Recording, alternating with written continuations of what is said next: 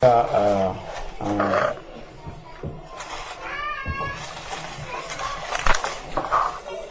une exhortation par une image que le Seigneur m'a donnée au début de l'adoration, afin de nous révéler quelque chose que nous connaissons déjà, mais que ça reste présent dans notre esprit en tout temps. Parce que c'est un véritable combat spirituel pour arriver à garder cela permanemment dans la pensée. Et le diable le sait. Donc voilà pourquoi, autant qu'il le peut, il va essayer de nettoyer ça de notre pensée. Je prends un premier exemple, mais je vais vous donner l'image après.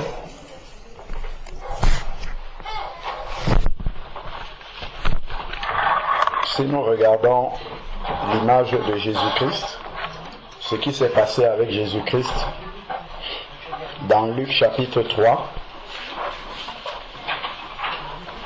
Luc chapitre 3,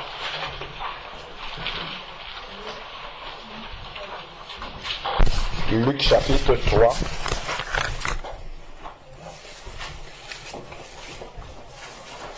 c'est un travail que l'ennemi va toujours faire tant qu'il n'est pas encore enchaîné, comme on voit dans Apocalypse chapitre 20, où un ange viendra pour enchaîner le diable pendant 1000 ans. Tant que cela n'est pas encore arrivé, le diable va continuer son ministère. Et il est important de connaître en tout cas les aspects du ministère du diable, afin de pouvoir nous armer contre ça. Dans Luc chapitre 3, verset 21, il est écrit: tandis que tout le peuple se faisait baptiser,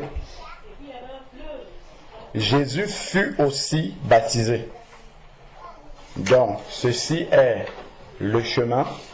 Nous savons que Jésus a dit dans Jean chapitre 14, verset 6, « Je suis le chemin, la vérité et la vie. » Il n'a pas dit « je suis un chemin », il a dit « je suis le chemin ». Donc, si on n'a pas fait les choses exactement comme Jésus, ça veut dire que nous sommes sur un autre chemin.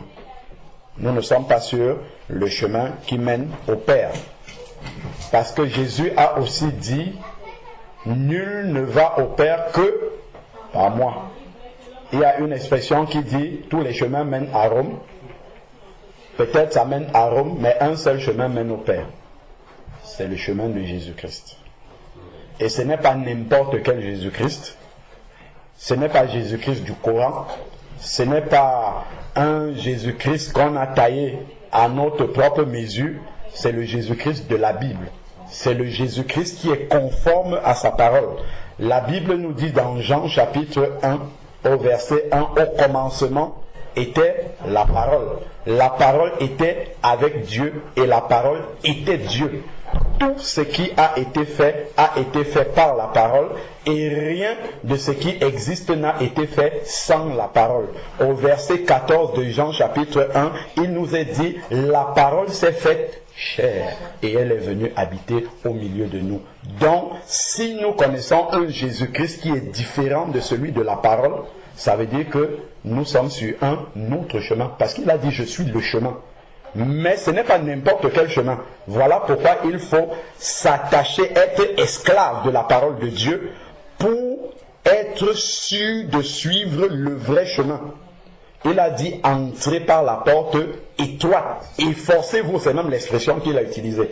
Efforcez-vous d'entrer par la porte étroite. Donc, il faut déjà chercher quelle est cette porte étroite-là pour pouvoir y passer. Il ne faut pas accepter n'importe quelle porte qu'on nous présente, parce qu'il a dit aussi dans Matthieu chapitre 7 verset 12, et large est le chemin qui mène où?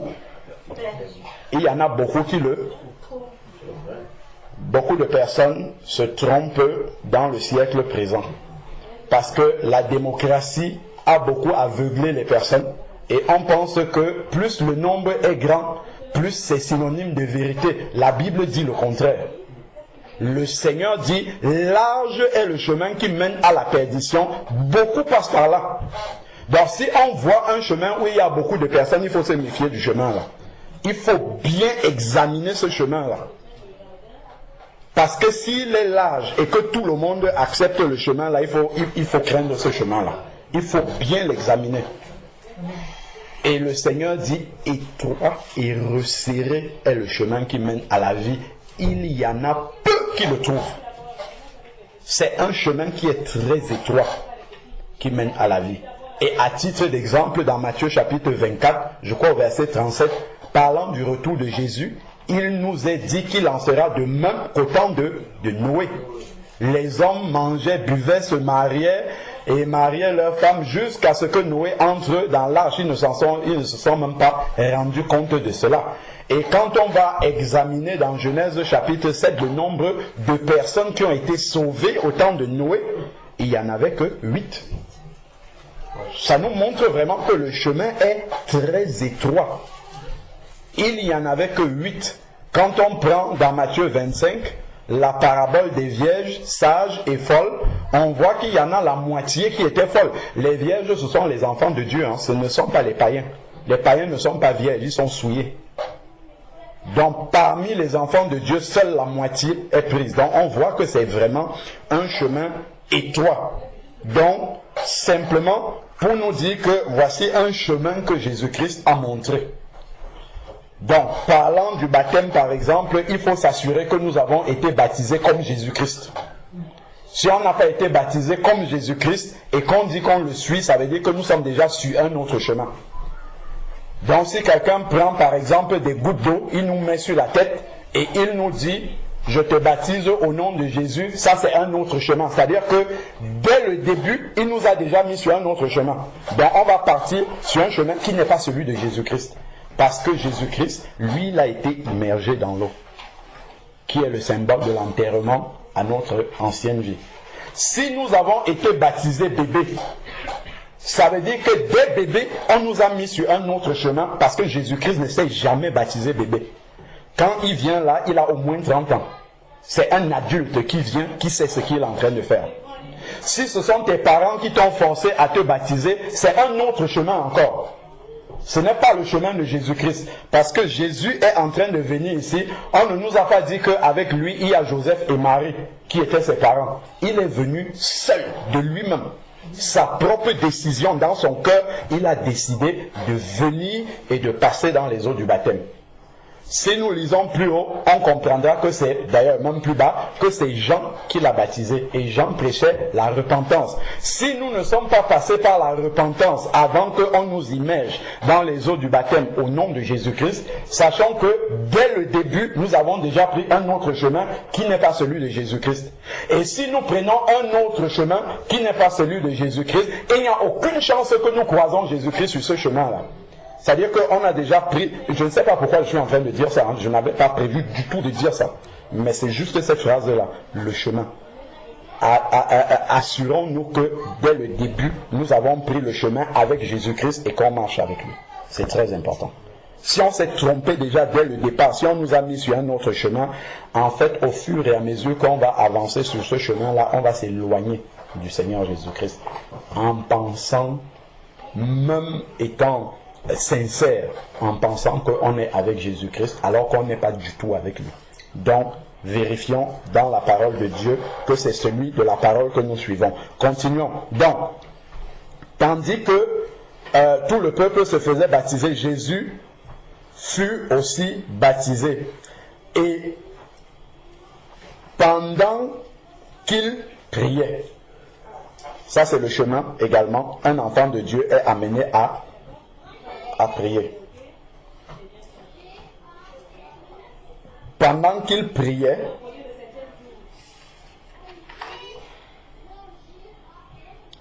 c'est après le baptême que Jésus-Christ prie.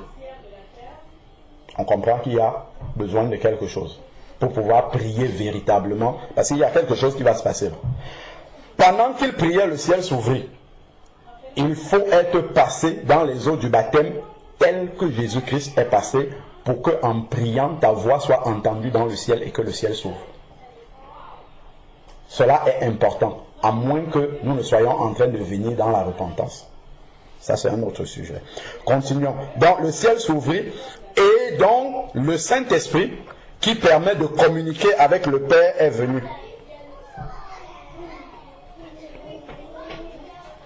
Les choses sont faites dans un certain ordre. S'il est le chemin, les choses doivent être faites également dans le même ordre dans notre vie. 1. Il est passé dans les eaux du baptême. Lorsqu'il prie, une fois entré dans les eaux du baptême, il est devenu un enfant du royaume. Donc, c'est pour nous disciples, le ciel s'ouvre et là maintenant, le Saint-Esprit descend sur lui pour lui permettre de communiquer avec le Père et de pouvoir entendre le Père. Parce que c'est écrit après, et il vient du ciel une voix. Et il vint une voix du ciel, tu es mon fils bien-aimé. Si le Saint-Esprit n'était pas descendu préalablement sur lui, cette voix-là serait arrivée, mais on ne l'aurait pas entendue. Donc si on n'est pas un enfant de Dieu, Dieu parle toujours, mais on n'entend pas. Ce n'est pas par hasard que les choses sont mises dans cet ordre-là. Il a fallu que le Saint-Esprit vienne d'abord pour qu'on puisse entendre la voix qui parle du ciel, la voix du Père. Donc, si on n'a pas reçu le Saint-Esprit, on peut prêcher la parole de Dieu comme ça, on ne comprendra pas de quoi on parle. Ça n'aura aucun impact dans notre vie. Ça ne va rien faire. Ça sera comme le journal télévisé que nous voyons. Mais si on a reçu le Saint-Esprit, à l'instant où on entend la parole de Dieu, comme ça, le Saint-Esprit immédiatement nous révèle pour nous ce que ça signifie. Donc, ça c'est le chemin de Jésus-Christ, le seul chemin, il n'y en a pas un autre. Et donc, l'Esprit Saint descendu sur lui, nous sommes au verset 22, sous la forme corporelle comme une colombe. La colombe, c'est quelque chose de propre, qui aime la propreté et n'aime pas la saleté. Donc l'image du Saint-Esprit, c'est l'image de la propreté, donc de la sainteté qui arrive dans une vie. Jean chapitre 16, verset 8, nous a été donné le Saint-Esprit pour nous convaincre de péché. Pour révéler et indexer le péché dans notre vie, afin que nous puissions nous repentir. Et lorsque nous nous repentons, nous obtenons miséricorde et nous prenons la décision de ne plus le faire. Pour nous convaincre de péché, de justice, si nous nous repentons de nos péchés, la justice de Dieu vient nous gracier du péché. Parce que Romains chapitre 6, verset 23 dit, le salaire du péché, pas des péchés, c'est la mort. C'est-à-dire que si nous mourons dans notre péché, ce n'est pas au ciel qu'on va partir. C'est en enfer qu'on va partir. Là où il y a le feu éternel qui brûle éternellement. Mais le Seigneur nous convainc de péché et ensuite de justice. C'est-à-dire qu'il peut nous justifier. Il peut effacer ce péché-là si on vient à lui dans une sincère repentance. Par contre, si nous endurcissons notre cœur et que nous ne nous repentons pas de nos péchés et que nous continuons dans nos voies, que nous continuons dans un Jésus qui est conforme à notre propre imagination et non celui de la parole de Dieu, il nous convainc aussi de jugement. C'est ce que nous avons dit tout à l'heure, le salaire du péché c'est la mort, c'est-à-dire la mort spirituelle, c'est la séparation éternelle d'avec Dieu. C'est-à-dire qu'à la fin, ce n'est pas au ciel que nous allons partir. Et le diable cherche de nombreux candidats pour passer l'éternité avec lui dans les flammes de feu. Donc, cette parole-là est très importante. Donc, la voix dont se fit entendre du ciel, tu es mon fils bien-aimé. Si nous avons suivi exactement le chemin du vrai Jésus qui est là dans la Bible, le Père nous dira aussi, tu es mon fils, tu es ma fille bien-aimée, en qui j'ai mis toute mon affection. Évidemment, si nous suivons un autre chemin qui n'est pas celui de Jésus-Christ, lorsque un papa arrive à la maternité, lorsque sa femme a accouché, il ne va pas choisir n'importe quel enfant et dire, ça c'est l'enfant qui est sorti du ventre de ma femme. Il va choisir exactement, on va lui montrer, on va dire, c'est celui-ci que votre femme a accouché et c'est celui-là qu'il va prendre. Il ne va pas prendre un autre, l'enfant du voisin. Donc, il faut vraiment que nous ayons suivi ce chemin-ci pour être sortis du ventre spirituel de Dieu. Sinon, nous serons l'enfant de l'autre, si on a suivi un autre chemin que celui-là. Donc, le Seigneur dit, tu es mon fils bien-aimé, et donc la Bible nous dit dans Matthieu chapitre 10 que le disciple n'est pas plus que son maître. Dans ce chemin-là, Dieu aussi dit de chacun de nous, tu es mon fils, tu es ma fille bien-aimée. C'est-à-dire que tu appartiens à ma famille. Et il dit objet de mon affection. C'est-à-dire que Dieu nous aime exactement comme Jésus-Christ. Si nous suivons le chemin de Jésus-Christ, objet de mon affection, Dieu nous aime exactement de la même manière. Je reviens sur le sujet sur lequel le Seigneur attirait mon attention. Une fois que Dieu a dit cela, tu es mon fils bien-aimé, chapitre 4 maintenant, Jésus rempli du Saint-Esprit, le diable va donc entrer dans son ministère. Le diable n'exerce pas son ministère avec ceux qui sont déjà avec lui. Ce sont ceux-là qui viennent l'aider simplement à pouvoir,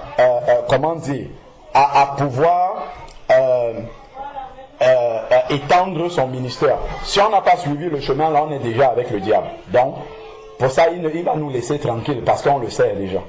Et il n'y a pas une position intermédiaire entre Dieu et le diable. Soit on est un vrai enfant de Dieu, né de Dieu comme la parole de Dieu le dit, soit on est un enfant du diable. Et il n'y a pas une position intermédiaire où on est au milieu, où on dit non, je crois quand même en Dieu, mais je crois à ma façon. Il n'y a pas une façon à nous de croire en Dieu. On doit croire comme Jésus-Christ a dit, je suis le chemin, la vérité et la vie. Donc, le diable va entrer maintenant dans son ministère et c'est ça qu'il va faire envers chacun de nous. Jésus est rempli du Saint-Esprit, revint du Jourdain, donc après le baptême, c'est dans un fleuve qu'il a été baptisé par immersion, et fut conduit par l'Esprit dans le désert. Ça, c'est le chemin normal d'un enfant de Dieu. Si nous sortons des eaux du baptême et que nous sommes conduits directement à Canaan, il faut se méfier de ce Canaan-là. C'est que ce n'est pas le Canaan de la Bible. Parce que pour arriver à Canaan, il y a le désert d'abord. Si on nous dit en sortant des eaux du baptême, c'est fini, tu n'auras plus aucun problème, toutes tes prières seront exaucées à la seconde où tu demandes et que tu seras un enfant gâté, capricieux, tout ce que tu demandes à Dieu, il va te donner, c'est qu'on t'a trompé. Parce que ce n'est pas ça qu'on lit ici. Ce que nous lisons, c'est qu'après les eaux du baptême, vient donc le désert. Et le désert est un chemin indispensable pour un enfant de Dieu. S'il n'y a pas le désert, un enfant de Dieu ne pourra jamais atteindre la maturité spirituelle. Le désert est le chemin pour devenir mature spirituellement. Or, Jésus ne veut pas que nous restions des bébés. Donc, le chemin du désert est inévitable pour lui. Et c'est parce qu'il nous aime qu'il nous amène dans le désert. Est-ce que nous avons lu la dernière phrase que le Père a prononcée? Tu es mon fils bien-aimé, objet de mon affection. Et pour prouver maintenant que Jésus est son fils bien-aimé, il l'amène dans le désert. La preuve que c'est son fils bien-aimé, c'est qu'ensuite il l'amène dans le désert. Donc si Dieu nous épargne le désert, ça veut dire que nous ne sommes pas ses enfants. Nous sommes des enfants illégitimes, comme dit la parole de Dieu. Donc quand le Seigneur nous amène au-devant des épreuves, des difficultés dans notre vie, c'est justement parce que nous sommes l'objet de son affection et qu'il ne peut pas nous laisser comme ça, que nous soyons des enfants gâtés, aveuglés, parce que c'est dans les épreuves que nos yeux vont s'ouvrir. C'est au creux de la difficulté que nous allons apprendre à connaître Dieu. Parce que s'il n'y a pas l'épreuve, on ne peut pas connaître Dieu. Il faut être passé par le creuset de l'épreuve. Pour quand tu dis Dieu est un Dieu de miracles, tu sais de quoi tu parles. Ce n'est pas quelque chose de théorique. ce n'est pas une belle parole que tu envoies comme ça en l'air, sans connaître même de qui tu parles. Donc, c'est parce que Jésus, dont nous les disciples sommes objets de son affection, qu'il nous amène dans le désert pour nous enseigner là-bas. Pour nous apprendre à marcher par la foi. Car Hébreu nous dit que sans la foi, il est impossible de lui être agréable. Donc, c'est dans le désert qu'il va nous apprendre à lui être agréable. Donc, Jésus va donc dans le désert. Donc, si dans le désert, tu commences à murmurer en disant « Pourquoi ça m'arrive? Dieu m'a abandonné, ainsi de suite. » Là, c'est un grand problème. Ça veut dire que tu confesses que tu ne connais pas Dieu. Et donc Dieu va t'apprendre justement à le connaître. Il va te garder un peu plus longtemps dans le désert pour t'enseigner qui il est. Donc, continuons maintenant. Dans le désert, on a compris que c'est le chemin des enfants de Dieu. Si on regarde dans Exode chapitre 13, on va lire que quand les enfants d'Israël sont sortis d'Égypte, qui est l'image de la conversion à Jésus-Christ, la sortie du monde, Dieu aurait pu les faire passer par le chemin des Philistins, mais il a évité ce chemin-là et il les a amenés dans le désert. Ce qui corrobore le chemin que Jésus-Christ a suivi. Poursuivons maintenant. Où il fut tenté par le diable pendant 40 jours.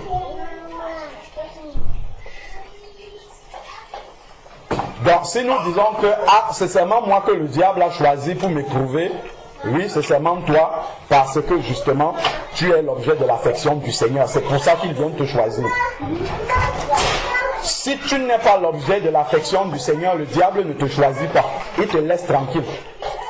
Parce que tu es avec lui, tout simplement. C'est justement parce que, quand on regarde dans Job chapitre 1, pourquoi le diable cherchait Job? Parce que Job était l'objet de l'affection du Seigneur, manifesté par la protection du Seigneur sur ses biens. Ce que Satan dit est vrai.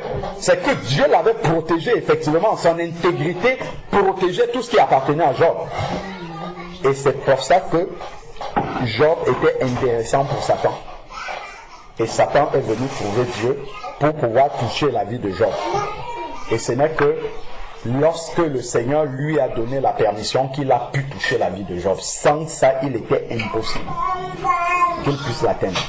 Donc, nous avons rendez-vous avec le diable après le baptême et surtout le chemin.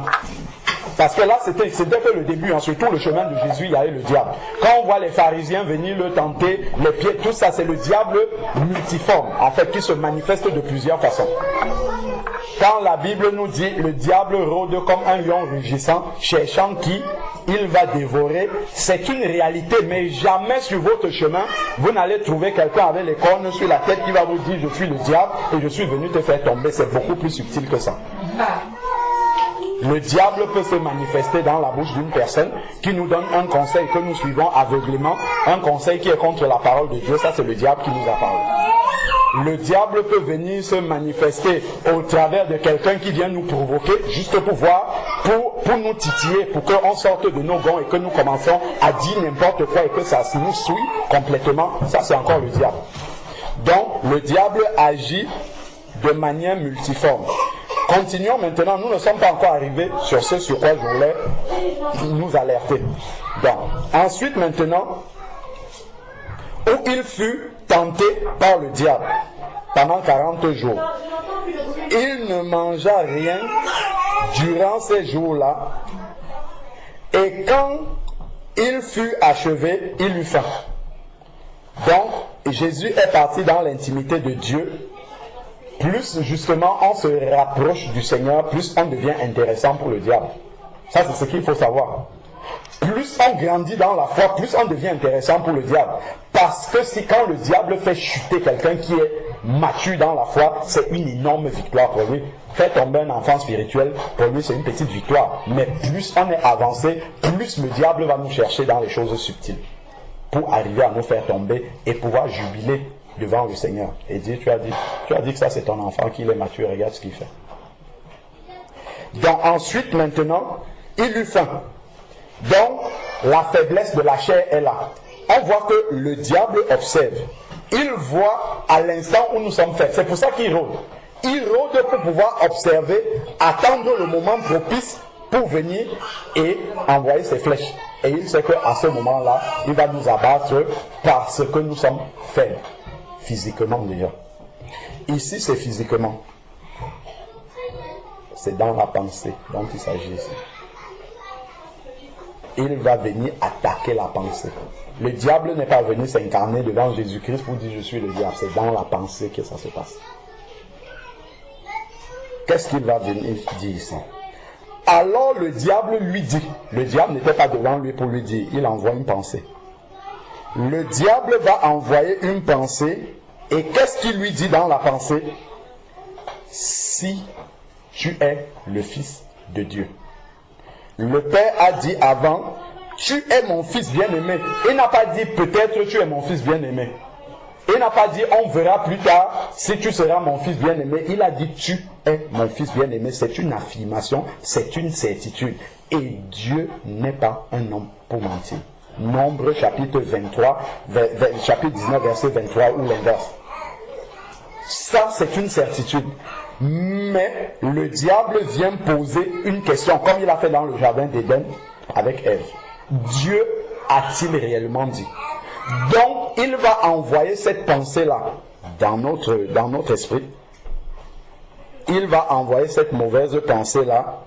Si tu es le Fils de Dieu, il vient avec le doute dans le but d'effacer les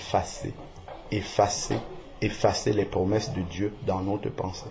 Et c'est ça. Quand c'est effacé, ce qui prend la place, c'est quoi? C'est le doute. C'est exactement ce que le diable va faire. Il va effacer dans notre pensée la promesse de Dieu. Et alors, à ce moment-là, il sait que n'importe quelle mauvaise pensée pourra s'installer. C'est ça la vérité. Le diable viendra effacer ça. On le voit dans la parabole du semeur. Si nous nous souvenons de la parabole du semeur, il y a un terrain où le Seigneur parle de ça. Il y a les 4 terrains. Et le Seigneur parle de ça pour un des terrains. Alors,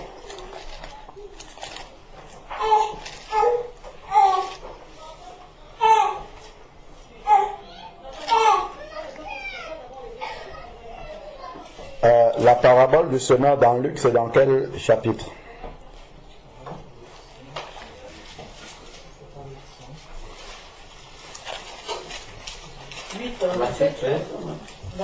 Dans Luc 8.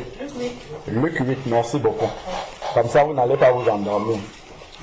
Alors, dans Luc 8, il y a la parabole du semeur.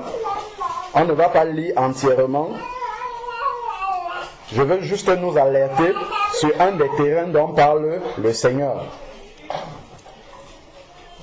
Verset 11. Luc 8, verset 11. Voici ce que signifie cette parabole, la parabole du semeur. Nous pouvons lire en haut pour comprendre. Mais c'est la signification qui nous intéresse ici.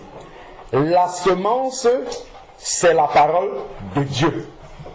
La parole de Dieu ne vient pas avec des questions. La parole de Dieu vient avec des affirmations certaines de Dieu, des promesses certaines. La semence, c'est la parole de Dieu. Ce sont des choses qu'on sait. Parce que Dieu les a dit. Ensuite, maintenant, ceux qui sont le long du chemin, ce sont ceux qui entendent. Puis le diable vient. Donc, quand il y a la parole de Dieu, à côté il y a le diable aussi. Si on pense qu'il y aura la parole de Dieu seul et que le diable est loin, on se trompe beaucoup, parce que le diable, il est là, ici, là, à la porte. Et il est prêt, lorsque Dieu te dit immédiatement, tu es mon fils bien-aimé, il est prêt à te dire, si tu es le fils de Dieu, immédiatement. Pour que le doute vienne dans ta tête.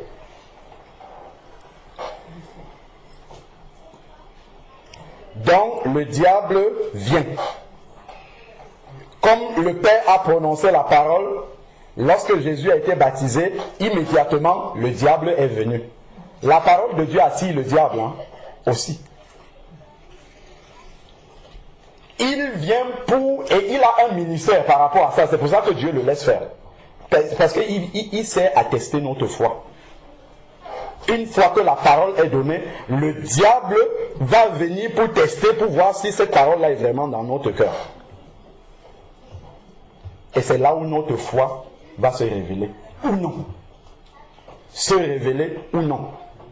Donc ici, le diable vient. La parole de Dieu est semée. Donc ça attire le diable pour venir faire chuter et tomber ceux qui ont reçu la parole de Dieu. Ceux qui n'ont pas reçu la parole de Dieu, il n'a pas besoin d'aller les tester. On a déjà dit ça. Ils lui appartiennent. Donc il va venir ici. Donc le diable vient et enlève de leur cœur la parole. Comment est-ce qu'il peut enlever cette parole-là? C'est en venant avec ces questions-là qu'on a vu là tout à l'heure. Mais tu entends ça depuis, tu ne vois rien dans ta vie. Tu ne vois pas cela s'accomplir. Comment tu continues à croire? Le doute. Ah, ce qu'on avait dit là, non, ça c'était une parole pour Sœur Claire. C'était pas pour toi. Pour toi, ce n'est pas vrai dans ta vie. Il va venir avec ce doute-là. Et quand tu vas dire, ah oui, c'est vrai, c'est peut-être terminé. Là, tu lui as ouvert déjà la porte. Dès que tu considères seulement un instant, une première mauvaise pensée que le diable t'a donnée, c'est terminé. Il s'installe. Là, les pensées négatives vont commencer. Et ça va se poursuivre par des murmures dans ton cœur. Pourquoi Dieu a fait ça? Pourquoi Dieu fait ceci? Pourquoi? Et il sait qu'au travers des pourquoi, nous tournons en rond. On n'avance pas. Avec les pourquoi, on va tourner en rond comme ça. Pourquoi? On va tourner en cercle. Sans sortir de là. Donc, le diable vient pour enlever. C'est ce que je disais tout à l'heure. Pour effacer la certitude que Dieu nous a donnée par sa parole. Le diable va venir effacer cela afin qu'il ne croit pas. C'est-à-dire qu'il ne s'attache pas à cette parole qui leur a été donnée. Tu es mon fils bien-aimé. Lui, il vient avec si tu es le fils de Dieu, fais ceci. C'est-à-dire que tu as à prouver que tu es le fils de Dieu. Donc, il vient pour enlever cette parole afin qu'il ne croit pas et ne soit pas sauvé. C'est ça son but. Il vient enlever cette parole, il vient effacer cette parole-là de notre pensée afin que nous commencions à marcher sur un chemin qui n'est pas celui du Seigneur. Que nous entrions dans le compromis, que nous entrions dans le découragement, que nous entrions dans la lassitude. On a tellement entendu ça, ainsi de suite, et que nous baissons les bras. Et là, il prend le contrôle, il nous tient la main, et c'est lui qui commence à nous conduire.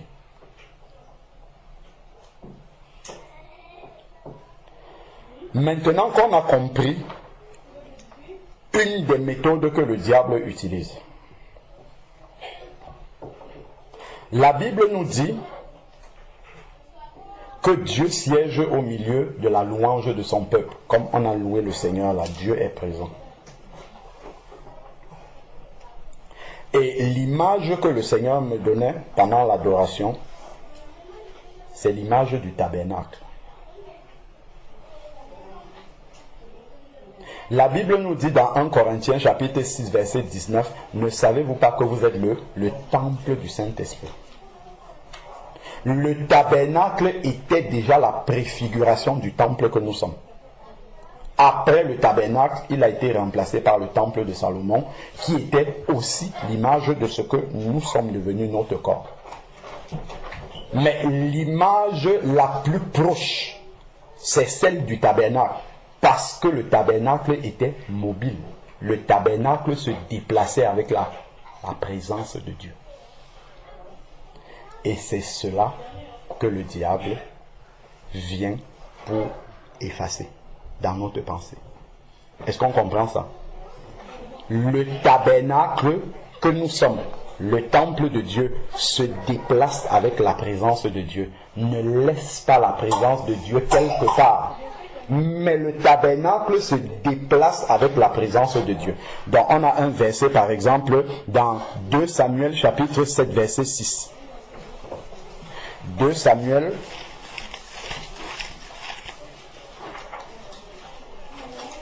2 Samuel 7, verset 6, où le Seigneur le dit lui-même. Ça semble très évident comme ça, mais nous allons voir comment ça peut nous jouer. Ce n'est même pas ça peut. Comment ça nous joue des tours. Parce qu'on peut dire, le diable a. Ça, c'est une vérité qui est en moi, il ne peut pas effacer ça. 2 Samuel, chapitre 7, verset 6. 2 Samuel 7, verset 6, c'est Dieu qui parle. Il dit ici, c'est lorsque David voulait construire le temple. Car je n'ai pas habité dans une maison depuis le jour où j'ai fait monter les Israélites hors d'Égypte. C'est l'Éternel qui parle. Jusqu'aujourd'hui. Mais je me suis déplacé sous une tente et dans un tabernacle. Le Seigneur dit qu'il s'est déplacé. Le tabernacle était l'image de ce que nous sommes aujourd'hui. Le Seigneur se déplace également avec nous partout où nous sommes, partout où nous allons. Le Seigneur se déplace avec nous. Il ne reste pas quelque part et attend que nous venons le trouver là. Il se déplace avec nous. Ça simplement pour nous dire que nous avons vu comment nous étions pendant la louange là. La joie qu'il y avait. La paix qu'il y avait. L'espérance qu'il y avait. La foi qu'il y avait que nous sommes des enfants de Dieu. Que nous sommes déjà dans le royaume de Dieu. Mais une fois que tu vas sortir là, et que tous tes problèmes vont revenir devant toi, c'est avec ça que le diable va enlever ça. Alors que la présence de Dieu qui était là, c'est exactement la même qui t'accompagne partout. Mais le diable va te faire croire que là, ce que tu as vécu ici, là, il y avait la présence de Dieu et ailleurs, là-bas, tu es abandonné, tu es seul. C'est pour ça que les pourquoi vont commencer. C'est pour ça que quand les disciples étaient dans la barque et qu'ils ont vu la tempête, ils ont oublié que Jésus était couché là. Et c'est ça qui nous arrive. Ils ont oublié que Jésus était avec eux dans la barque. Et que le créateur du monde ne pouvait pas mourir avec eux de manière lâche comme ça devant la tempête. Et c'est exactement ce qui nous arrive. La même joie que nous avions là pendant l'adoration est la même que nous pouvons avoir devant n'importe quel problème si nous ne laissons pas le diable venir changer ce que Dieu a mis dans notre pensée. C'est-à-dire que nous sommes le tabernacle de Dieu et que nous nous déplaçons avec la présence de Dieu partout. Lorsque la difficulté va se présenter devant nous, nous allons rester droit dans nos bottes, dans la foi, en disant « Je sais que devant cette montagne-ci, mon Dieu est avec moi et il connaissait cette montagne-là avant que moi je ne la voie. » Peu importe la taille de la montagne qui est là devant moi, puisque Jésus est avec moi, il n'y a aucun, je n'ai même pas l'ombre de quelque chose qui peut me faire paniquer, même un peu. Simplement parce que Jésus est là. Parce que je suis l'objet de l'affection du Seigneur, c'est une parole qui est écrite là. Dieu ne peut pas m'abandonner devant cette montagne qui est érigée devant moi. Ne dis pas, oh, j'ai passé une mauvaise semaine, j'attends dimanche dans la louange, je vais trouver la joie. Tu dois pouvoir avoir la joie partout, en toutes circonstances, parce que Dieu est avec toi partout. Ce n'est pas dans la louange le dimanche qu'il y a la joie. C'est juste que chacun vient avec Dieu qui est en lui et puis mais la joie t'accompagne partout. Et cette joie-là est liée à la présence de Dieu. Et cette présence de Dieu-là n'est pas le dimanche dans un rassemblement. Elle est partout avec toi. C'est très simple, c'est le B à bas de l'évangile que je suis en train de nous dire. Mais en même temps, c'est la plus grande porte d'entrée du diable dans la vie des enfants de Dieu. C'est le seul fait qu'ils réussissent par une première mauvaise pensée à nous faire croire en fait que là où nous sommes là, soit le problème est plus grand que Dieu, soit il faut que nous passons 1000 ans devant le Seigneur pour qu'il débloque cette situation, soit que Dieu attend d'abord tellement de choses de nous. En tout cas, il va trouver un moyen par une pensée ou une autre pour nous amener à douter du fait que là où nous sommes, à l'instant où nous sommes, peu importe ce qui est manifesté devant nous, Dieu est là avec nous. Celui qui réussit dans le combat spirituel de la pensée, c'est celui qui continue à garder continuellement présent dans son esprit que le Seigneur est avec lui. Celui qui réussit à faire ça, il devient tellement dangereux pour le diable. Il est très très dangereux pour le diable. C'est ce qui est écrit dans Éphésiens chapitre 6. Il est écrit, prenez le bouclier de la foi. Le bouclier de la foi, en fait la foi, la ferme assurance des choses qu'on espère, la démonstration de celles qu'on ne voit pas, c'est que je ne vois pas le Seigneur, mais par sa parole. D'où la nécessité du désert. Par sa parole, je crois qu'il est avec moi. Par sa parole, j'ai l'assurance qu'il est avec moi. C'est par sa parole. Parce qu'il a dit, et ce qu'il a dit, il ne peut pas revenir dessus. Ce qu'il a dit est une certitude. Je crois qu'il est avec moi. Donc, le problème qui est devant moi, la difficulté qui est devant moi, l'épreuve qui est devant moi, le combat qui est devant moi, je n'ai pas besoin de connaître la solution. Ce n'est pas parce que je connais déjà la solution que ça va me donner la paix. Ce que je dois savoir, c'est que Dieu connaît la solution de ce problème-là, et c'est terminé. Dieu a la clé de sortie de ce qui est devant moi, et c'est une fois que j'ai ça, j'entre dans la paix. Voilà pourquoi il nous manque souvent la paix.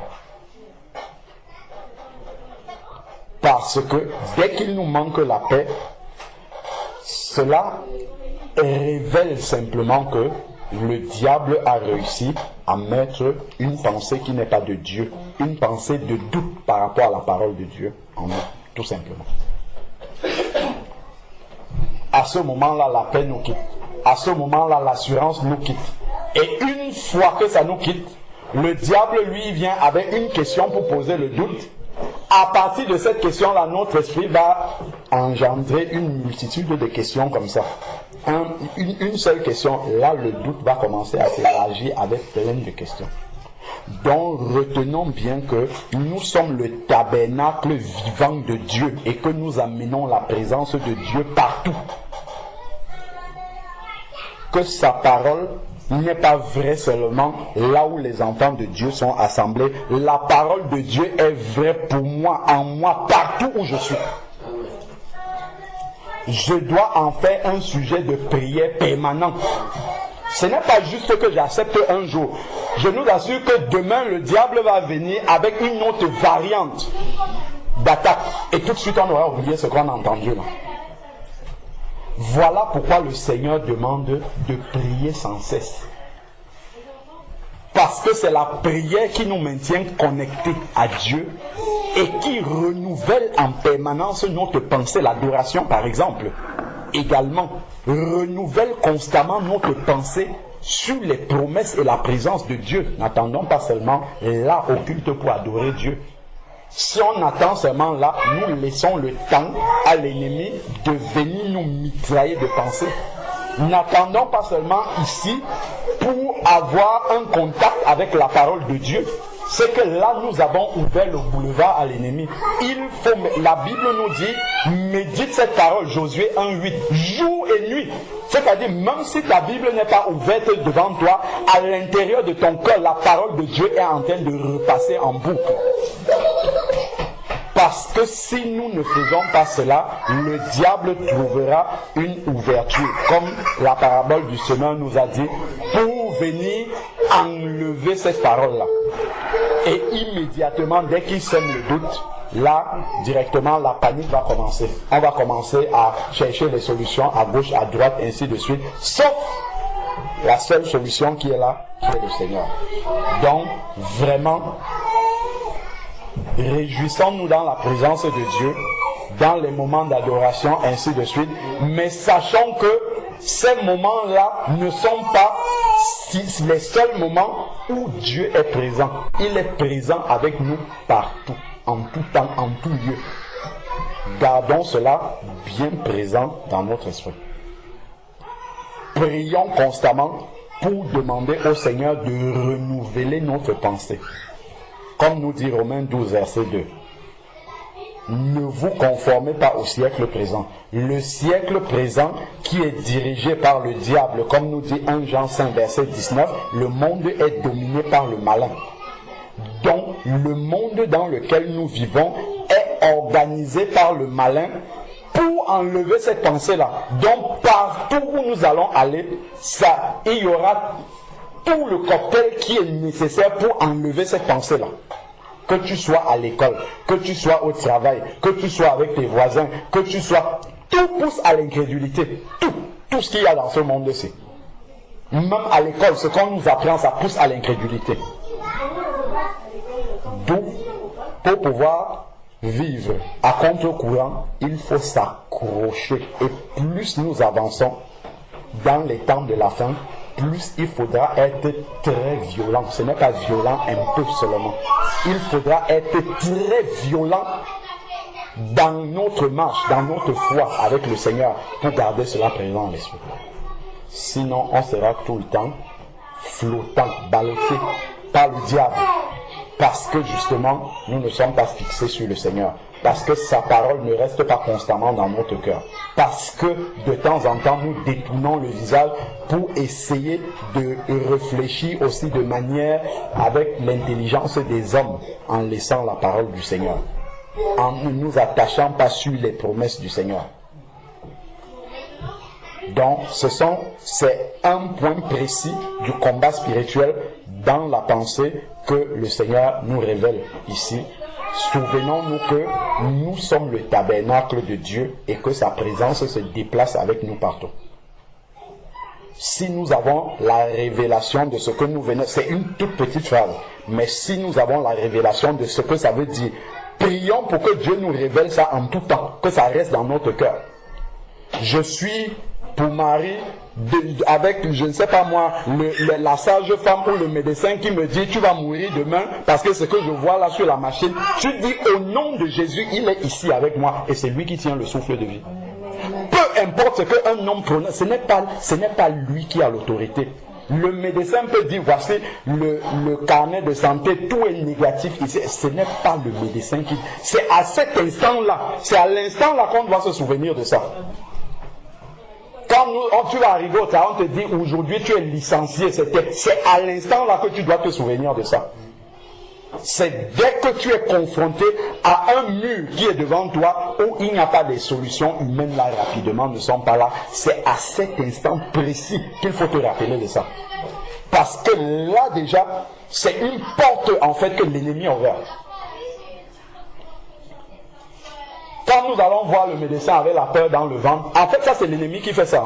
C'est-à-dire qu'il nous prédispose déjà à ce que dès que le médecin va prononcer une parole, nous allons prendre la parole du médecin avec foi. Erreur. C'est la parole de Dieu qu'il faut prendre avec foi. Ce n'est pas celle du médecin qu'il faut prendre avec foi. Donc le médecin il va nous faire paniquer. Pourtant le médecin n'a aucune autorité sur notre vie. Aucune. Il dit ce qu'il sait mais il n'a absolument aucune autorité sur notre vie.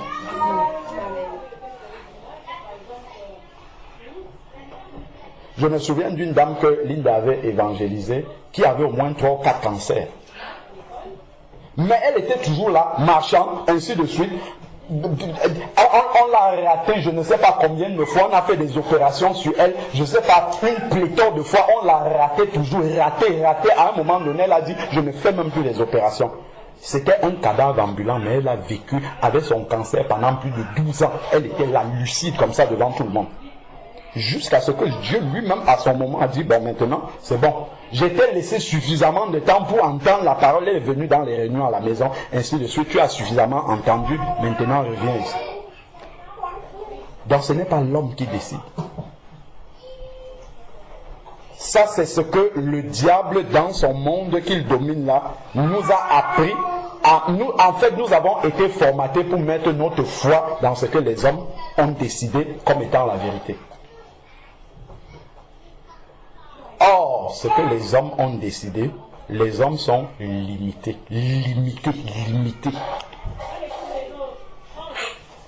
Donc, n'oublions vraiment pas cette parole-là. Nous sommes le tabernacle vivant de Dieu et nous nous déplaçons partout avec la présence du Seigneur. Dès que je vois la montagne devant moi, je dis, Seigneur, comme tu es là, je lève mes yeux vers toi et je sais que le secours est déjà là. Donc, avançons simplement, montre-moi ce que moi j'ai à faire pour que nous traversons ce qui est devant moi. C'est tout. Après ça, je passe à autre chose. Quand le diable va essayer 1, 2, 3 fois, il va voir que mais celui-là ou celle-là, mais avant j'arrivais à l'effrayer, je la mettais dans tous ses états, dans la panique et manquait de sommeil, ainsi de suite. Le diable va te laisser tranquille. Parce que si on lisait la suite de Luc là, le Seigneur lui a répondu toujours avec la parole. Quand il dit, si tu es le Fils de Dieu, il a écrit ça. Si tu es il a écrit ceci. C'est avec la parole de Dieu, parce que cette parole-là était bien ancrée dans la pensée de Jésus. Le diable n'a pas réussi à remplacer, parce que ce qu'il venait, c'était de remplacer les certitudes que Dieu a mis dans la pensée de Jésus-Christ. C'est ça que le diable venait pour enlever, mais il n'a pas réussi. Parce que Jésus était ferme dans la parole. Donc il faut connaître la parole, ça c'est la première chose. Si on ne connaît pas la parole, le diable va nous balader parce qu'on ne connaît pas qui nous sommes. Connaître la parole, c'est connaître celui qui a donné cette parole-là. À partir de ce moment-là, le diable ne va plus s'amuser n'importe comment avec nous. Là, nous aurons une victoire certaine. Quand il va venir, il va s'amuser là, hop, il voit que tu confesses la parole de Dieu, tu ne bouges pas là-dessus, c'est comme ça. Ah, tout le monde pense que c'est écrit comme ça. Moi, je fais ce qui est écrit et j'avance. Je crois ce qui est écrit, ce que Dieu a dit. J'avance, le diable va te laisser tranquille. Il va aller chercher celui qu'il peut faire, à qui il peut faire comme une marionnette, à qui il va envoyer des mauvaises pensées et cette personne-là va l'accepter. Donc, vraiment, gardons tout cela précieusement dans notre cœur. Prions pour que ça ne nous quitte jamais. Voilà pourquoi dans Colossiens chapitre 3, il est dit « Pensez constamment aux choses d'en haut ». Pensez constamment. Parce qu'à l'instant où j'oublie les choses d'en haut, immédiatement je redescends sur la terre et je reprends la réalité de la terre. Et la réalité de la terre, elle est celle que nous connaissons, elle est contre Dieu. C'est celle qui va amener le doute. Surtout, on va commencer à se poser énormément de questions. Comme si notre avenir n'était pas dans le creux de la main du Seigneur, comme il a dit dans Jean chapitre 10, versets 27 et 28. Il a dit, mes brebis entendent ma voix et elles me suivent. Personne ne les ravira de ma main. Donc, pour que le diable réussisse à me sortir de la main du Seigneur pour décider quelque chose dans ma vie, il faut qu'il ait traversé le Seigneur. Or, il a été vaincu à la croix. C'est ce que la parole de Dieu nous dit dans Colossiens chapitre 2. Il les a livrés publiquement en spectacle, en triomphant d'elle à la croix. Donc pour que le diable vienne décider de quelque chose dans la vie d'un disciple, il faut qu'il réussisse d'abord à te prendre de la main du Seigneur. Une fois que tu es pris là, maintenant il peut décider. Ça encore, c'est une vérité que si on oublie, à l'instant là, on va commencer à croire que, bon voilà, le diable m'a attaqué, il peut décider que je n'aurai pas ci, je n'aurai pas ça, ça va m'arriver, ainsi de suite. Jamais, jamais. Ça, c'est pas vrai. Donc, gardons vraiment cela précieusement dans nos cœurs dès l'instant qu'on a suivi le chemin de Jésus-Christ, que nous sommes devenus enfants de Dieu, objets de l'affection du Seigneur. Voilà le chemin qui est devant nous. Le diable sera là. Il faut savoir quel équipement avoir en permanence sur nous pour que le diable n'ait pas raison de nous sur le chemin, afin que nous puissions achever la course en restant sur le chemin étroit. Mais que nous ne soyons pas flottants selon les circonstances que nous rencontrons. Et à partir de ce moment-là, le Seigneur nous donnera la force non seulement de surmonter nos propres montagnes, mais d'être aussi, un vase qu'il utilise pour exhorter les frères et les sœurs qui traversent des tempêtes également. Et c'est ça que le Seigneur veut. C'est de cela. Il veut vraiment ceux qui ont compris comment le diable agit et qui peuvent vraiment soutenir les autres, aider les autres. En disant non ma soeur, non mon frère, n'accepte pas ça. Ça c'est une pensée de l'ennemi. N'accepte pas ça dans ta vie parce que ce n'est pas ce que le Seigneur a dit. Lorsque Jean-Baptiste, même qui est un vrai prophète de Dieu, le plus grand d'après ce que Jésus dit, lorsqu'il était dans l'épreuve, Le diable a réussi à mettre dans sa pensée le doute par rapport à l'identité du Messie. Au point où il a envoyé ses disciples demander à Jésus, est-ce que c'est toi qui devais venir? Alors qu'il avait confessé la véritable parole qu'il avait reçue de Dieu. Il dit, celui qui m'a envoyé m'a dit, celui sur qui descendra la colombe, c'est lui qui est le Messie. Et il a vu le signe s'accomplir. Mais devant l'épreuve, tout de suite, comment est-ce que le Messie peut être là, et ça, et ça, et ça, et ça, et ça, et ça m'arrive? Ce ne sont pas les circonstances qui disent si Dieu est avec moi ou pas du tout. Il est là, point. C'est écrit qu'il est avec moi. Peu importe les circonstances dans lesquelles je suis, il est avec moi. Même si je traverse la vallée de l'ombre de la mort, je ne crains aucun mal. Car ton bâton et ta houlette, c'est-à-dire la présence de Dieu, me rassure. Je ne crains aucun mal parce que Jésus est là. Si j'étais seul face à la difficulté, oui, là, il faut vraiment craindre. Mais comme j'ai l'assurance dans mon cœur que le Seigneur est avec moi, je ne crains aucun mal. Car toutes choses concourent ensemble au bien de ceux qui aiment Dieu. Donc vraiment que cela ne s'éloigne pas de notre cœur. Allons de victoire en victoire, arrêtons de pleurer. Soyons des instruments d'encouragement, de consolation, de bénédiction pour les autres. Arrêtons de pleurer et sachons que le Seigneur Jésus-Christ est avec nous dans la barre. Que nos yeux spirituels s'ouvrent, crions à lui pour qu'il vienne avec son colis spirituel, qu'il mette ça dans nos yeux, afin que nos yeux ne croient pas la présence de Dieu parce que nous voyons avec nos yeux. Quand on voit les enfants de Dieu en train de louer en étant contents, on dit la présence de Dieu est là. Ce n'est pas ça qui atteste que la présence de Dieu est là. Dieu est là en tout temps parce que sa parole l'a dit, point. Ce n'est pas parce qu'on voit tout le monde lever les mains comme ça, on dit Dieu est arrivé. Non, il est avec nous partout, partout. C'est juste la joie de réaliser qu'il est là avec nous qui nous fait lever les mains. Mais sinon, en tout temps, il est toujours là avec nous. Et il est prêt à nous parler. Il est prêt à nous écouter aussi. Il est prêt à nous venir en secours. Si on l'appelle, si on oublie qu'il est là, on ne lui demande rien. Mais qu'est-ce qu'il va faire? Il a décidé de se soumettre à nous, carrément. Il a décidé de se soumettre. Donc il attend que nous lui demandons pour intervenir. Mais pour lui demander, il faut savoir qu'il est là. Si tu ne sais pas qu'il est là, tu vas aller chercher la solution ailleurs. Si tu entres ici, tu ne sais pas que Sébastien est dans la maison, tu vas essayer de te débrouiller seul. Mais si tu sais qu'il est là, tu vas dire, pour gagner du temps, mais Sébastien c'est où, le verre c'est où, ainsi de suite. Parce que tu sais qu'il est là. Mais si tu ne sais pas qu'il est là, tu vas essayer de le faire seul. Et c'est ce que nous faisons. Nous agissons comme si Dieu n'était pas là. Ou bien nous lui demandons, mais comme on ne sait pas qui il est, donc c'est ce qu'on avait vu dimanche dernier, on ne sait pas, on pense que c'est le, si on se souvient de l'exemple, que c'est le gardien de l'école. Et donc quand on lui a dit non, lui il ne peut pas décider, ça on n'osera pas le dire de notre bouche, mais c'est la manière dont on va marcher après. Parce que la foi se manifeste dans l'attitude que nous avons après la prière. C'est là qu'on voit la foi.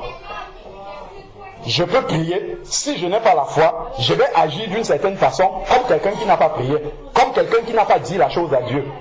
Mais celui qui a la foi sortira de la prière, sachant que ce problème-là est entre les mains du Seigneur. Moi, je fais autre chose maintenant. Je suis passé à autre chose parce que je sais que le Seigneur, lui, il s'occupe de ce que je lui ai laissé. C'est comme cela que la foi se révèle. C'est l'attitude que j'aurai après la prière. Ça montre la confiance que j'ai vis-à-vis de ce Seigneur. Amen. Amen. Que Dieu soit béni. Je voulais juste quelque chose compléter. En fait, je lisais Samuel il y a 2 semaines et je m'étais dessus et j'ai vu en fait que quand les enfants d'Élie étaient encore en vie et qui péchaient contre l'Éternel, les pharisiens ils ont pu prendre l'arche et du coup quand j'ai vu ça je me suis dit c'est bizarre parce que Uza il n'a même pas pu dès qu'il l'a touché il est mort. Et en fait j'ai vu que le Seigneur a permis de me faire comprendre qu'en fait quand Uza a touché en fait l'arche ils étaient en train de louer en fait, c'est-à-dire qu'ils étaient en pleine adoration et du coup en fait aucun doute ne pouvait intervenir que dans cette louange en fait, c'est-à-dire que dès qu'il a douté en fait que ça allait tomber, c'est comme si en fait il est sorti en fait de la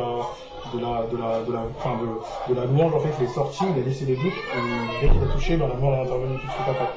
Et pour dire en fait que quand on a un doute, en fait, la louange c'est la solution. C'est-à-dire que dès qu'on commence à douter, on commence vraiment à se mettre dans la présence du Seigneur et louer, et généralement, enfin, tout le temps ça part en fait. C'est juste pour dire ça en fait. Amen. Amen. Voilà.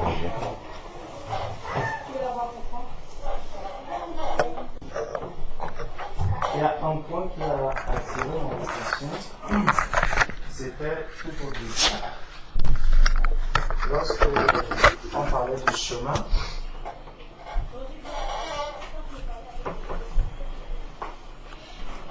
en disant le titre est le chemin, et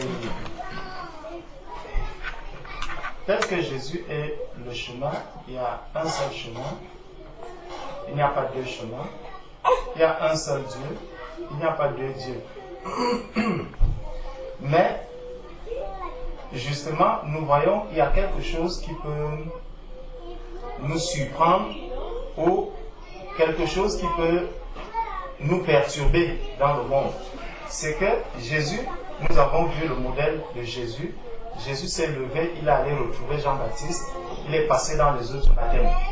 Mais on peut se demander, on peut se poser la question de savoir, tous ces baptêmes qu'il y a, comptez un peu le nombre de personnes qui sont baptisées par des gouttelettes dans le monde aujourd'hui. Regardez, et de plus en plus, l'être humain essaie de faciliter le modèle de Christ. Donc on essaie de le transformer pour l'adapter à l'humain, pour l'adapter pour qu'il soit le plus accessible à tous les hommes. Dieu, si Dieu veut faciliter les choses, Dieu le fait, Dieu l'aurait fait depuis la création. Quand Dieu a permis que Jésus passe dans les eaux du baptême au travers de l'immersion, Dieu ne s'était pas il n'avait pas oublié le fait qu'il pouvait simplement prendre une goutte d'eau et mettre sur Jésus-Christ pour qu'il parle, pour qu'on dise que Jésus est baptisé.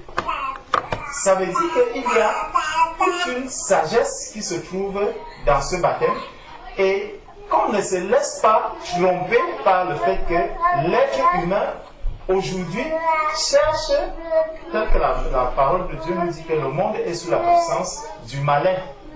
Le diable veut éloigner le maximum de personnes du droit chemin, du modèle de Christ, pour que tous ceux qui sont dans ce second chemin se croient justement être sur le véritable chemin. Alors on va tous parler du baptême, on va tous dire qu'il y a un seul baptême, mais la question que les hommes doivent se poser, c'est de quel baptême est-ce que l'on est en train de parler? Qu'est-ce que le véritable baptême selon Dieu? Parce que tout le monde peut dire, je vais te baptiser, il prend même la poudre, il verse sur ta tête, ou on fait un tas de sable, on te plonge sous le sable, on te ressort du sable. On va aussi dire qu'on t'a baptisé. Non. Jésus-Christ a choisi un chemin, un modèle. Et pour obéir à Jésus-Christ, il faut aller dans ce modèle. Il y a quelque chose de surprenant, c'est que quand on lit dans Luc 17, dans Luc chapitre 17, au verset 23, à partir du verset 22, il est dit, et il dit aux disciples, des jours viendront où vous désirerez voir l'un des jours du Fils de l'homme, et vous ne le verrez point. On vous dira, il est ici, il est là. Le il là représente qui? Ça représente le Seigneur, ça représente Jésus. Donc, beaucoup vont arriver en se disant, et on dira aux disciples, il est là. À ceux qui cherchent même le Seigneur, parce que c'est ceux qui cherchent vraiment à rencontrer le Seigneur, c'est à eux qu'on dira, il est là-bas, Jésus est là-bas, Jésus est là-bas. Ça veut donc dire qu'il va apparaître plusieurs Jésus. Il va apparaître effectivement plusieurs chemins. Et ces chemins-là sont similaires aux chemins que Jésus-Christ a empruntés. C'est pour ça que tous ces baptêmes que vous voyez, vraiment soyons souvent francs avec certaines personnes. Quand quelqu'un te dit j'ai été baptisé, Tu lui poses la question, de quel baptême est-ce que tu as été baptisé? Il va dire, mais ce n'est que le symbole. Non, ce n'est pas le symbole. Le baptême n'est pas qu'un symbole. C'est au-delà du symbole. La marche avec le Seigneur, nous devons la prendre vraiment au sérieux. Et tout ce que le Seigneur a fait, tout ce que le Seigneur a accompli, nous devons faire exactement la même chose. Sinon, nous sommes des rebelles, nous sommes des récalcitrants. Nous nous opposons à la manière de faire du Seigneur. Donc, il y a un seul chemin, Jésus-Christ. Il y a un seul baptême, le baptême que Jésus a reçu. Je vais aller rapidement. Il y a aussi un seul désert. C'est très important. Il n'y a pas deux déserts. Il y a un seul désert. Ça veut dire quoi? Jésus-Christ, on a vu, lorsque Jésus sort des eaux du baptême, c'est le Saint-Esprit qui le conduit dans le désert. Jésus n'a pas pris l'initiative de s'engager dans le désert tout seul. Ça veut dire que si, moi en tant qu'enfant de Dieu, je vais voler. Pendant que j'ai volé, quand j'ai volé, il faut bien qu'il y ait des représailles. Mais par la suite, je ne dois pas dire que je suis dans le désert, que c'est le... Non, ce n'est pas le désert dans lequel le Seigneur m'a conduit. Ce n'est pas ce désert-là. Donc, si un enfant de Dieu désobéit à la parole de Dieu, la parole de Dieu dit, par exemple, tu es un enfant, la parole de Dieu dit, obéissez à vos parents. Tu désobéis maintenant à tes parents. Ce qui t'arrive là, les représailles qui arrivent là, ne parlent pas des déserts. Ça, ce n'est pas un désert selon Dieu. Tu es dans la désobéissance. Tu as choisi un autre chemin. Tu n'es pas sur le chemin de Jésus. Et ça, c'est très important. Jésus sort des eaux du baptême. Il emprunte un chemin, le désert. Et ce désert qui le conduit, c'est le Saint-Esprit qui l'a conduit là-bas. Si tu entres dans le désert parce que tu as été conduit par le diable, tu ne te retrouves pas dans ce désert-là à cause du Seigneur. Et tu dois subir les représailles de là-bas. Maintenant, il va falloir que tu te répandes, que tu retournes maintenant et demander, Seigneur, montre-moi le vrai chemin que je dois. Et le Seigneur va te conduire dans son désert. Il n'y a pas deux déserts. Jésus n'a pas vacillé à gauche à droite. Même quand on prend le peuple d'Israël qui sort de la captivité, le Seigneur leur conduit vers un désert bien précis. Il ne leur a pas dit chercher le désert que vous allez emprunter. Non. Si tu empruntes le désert par tes propres moyens, mon frère, ma soeur, tu vas subir là-bas. Et ne commence pas à dire que, oh, vraiment, c'est trop dur. Parfois, on se retrouve dans ces déserts parce que nous y sommes engagés nous-mêmes. Nous y sommes engagés nous-mêmes. Et lorsque je me retrouve donc déjà dans ce désert, ce que j'ai à faire, c'est de me repentir. Et quand tu te repens, imagine-toi, tu as emprunté le désert, je ne sais d'où, du Kalahari ou de quoi. Tu es déjà en plein désert. C'est là que tu te rends compte que, hey, est-ce que le Seigneur est même avec moi dans le désert où je trouve aussi? Le temps de repartir de là-bas pour retourner maintenant au Jourdain, là où Jésus était sorti des eaux du baptême. Parce que quand Jésus sort du désert, il y a un désert que le Seigneur lui montre. Maintenant, s'il ne suit pas ce chemin et il prend un autre désert, il va falloir faire maintenant un chemin retour. Parce que le Seigneur, lui, il sait que Jésus sorti des eaux du baptême, il est conduit, il doit se diriger vers le désert où il y a cette lampe rouge. Tu te retrouves maintenant, je ne sais pas, à Bobigny ou où. Le temps de repartir de Bobigny pour arriver ici, tu vas ramer. Il y a du temps que nous passons souvent dans le désert parce que nous n'avons même pas emprunté le bon désert. Nous avons emprunté un chemin qui n'est pas celui du Seigneur et il faut donc patienter. Tu vas souffrir, tes pieds vont, tes genoux, tout ça, tu vas les mettre maintenant à genoux. Tu vas te mettre à genoux pour prier, Seigneur, montre-moi. Comment est-ce que je dois faire pour arriver à... Dieu est bon, Dieu est miséricordieux. Amen. Et c'est pour ça que quand on se met à genoux, tu vas te dire, ah, vraiment, j'ai encore trop prié, j'ai déjà beaucoup prié, Seigneur, je t'ai demandé. Mais est-ce que tu es déjà arrivé là où tu avais déposé? La parole de Dieu nous dit dans Apocalypse, souviens-toi d'où tu es tombé. Souviens-toi de là où tu as blessé Jésus, là où tu as abandonné ton premier amour. Souviens-toi de cet endroit. Si tu ne t'es même pas encore souvenu que Damaris, l'église se trouve, c'est dans le sud, ou dans le nord, ou à l'est, tu prends encore le chemin de l'est. Mais Seigneur, j'ai déjà tant prié, Le Seigneur t'attend, il veut que tu arrives là, et tu vas emprunter le vrai chemin. Le Seigneur ne va pas prendre des raccourcis. Non. Le Seigneur ne va pas te faire emprunter des raccourcis. Le Seigneur va te faire retourner. Et puis maintenant, tu te souviens de ton premier amour. Tu te rends, ah, gloire à Dieu. Je me rappelle maintenant. J'ai laissé vraiment ce qui m'a conduit là où je suis aujourd'hui, c'est telle chose. Je reprends encore le chemin. Je vais marcher.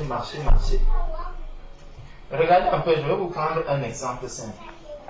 Il y a des personnes qui vivent de manière frauduleuse.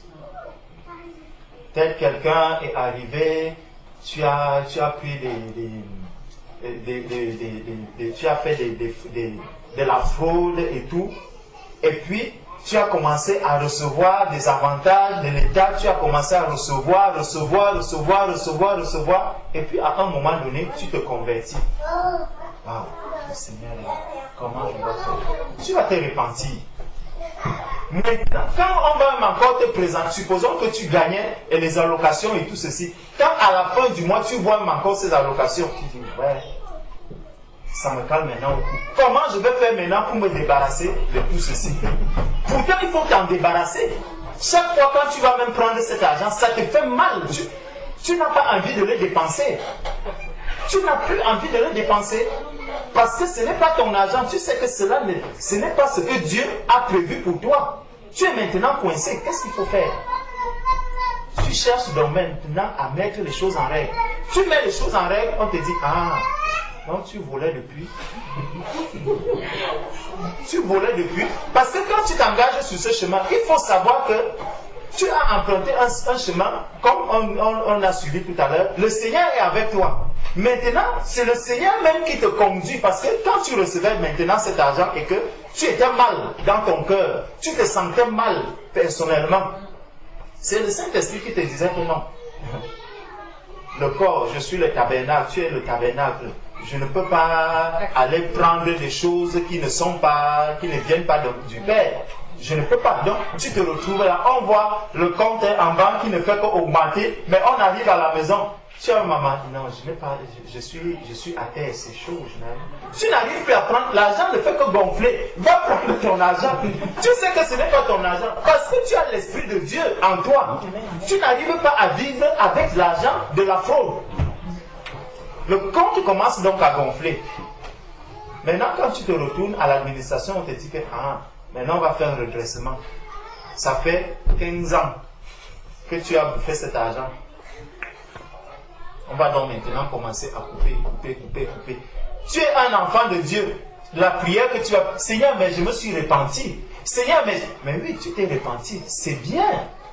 Gloire à Dieu, gloire au Seigneur. Maintenant, sache que tu vas donc commencer un chemin. Tu es maintenant dans le désert. Parce que tu te retrouves là, pourquoi? Parce que tu as accepté le Seigneur. Ça, c'est le désert du Seigneur maintenant, dans lequel tu te trouves.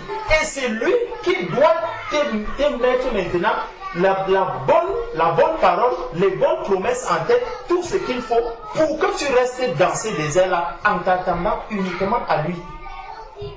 Et tu verras que si tu restes là-dedans, les représailles même qu'on a fait au niveau de l'État, tu vas voir des choses se décanter d'elles-mêmes. Mais si tu commences encore à vouloir dire non, quand même ça fait 15 ans, c'est lourd, hein? Ça fait combien de 1000 euros, peut-être 100 000 euros. Ouais, donc je ne veux même plus vivre. Tu prends maintenant un avocat, tu dis non, il faut quand même qu'on essaie de faire ceci, il faut qu'on essaie. Non. Dès que tu empruntes encore ce chemin, tu ralentis maintenant l'action du Seigneur dans la sortie. Abandonne tout cela, dis, oui Seigneur, j'ai péché, je me suis repenti, maintenant je renonce à tout ce que j'ai eu à faire, à tout ce que j'ai reçu. Seigneur, toi-même, conduis-moi jusqu'à la sortie. Tu me nourriras, tu me donneras de quoi me vêtir. Je m'attends maintenant à toi. Mais qu'est-ce que le diable va faire? Le malin va faire quoi? Toi qui donnais à manger aux gens hier, quand les gens viendront encore chez toi, tu vas leur donner même quoi? Mais va utiliser l'argent, va prendre l'argent. Non, ne va même pas dire que tu as fraudé, ne va même pas dire ceci, ne va pas dire cela. Et ça pourquoi? Parce que il voudrait que tu empruntes un autre chemin.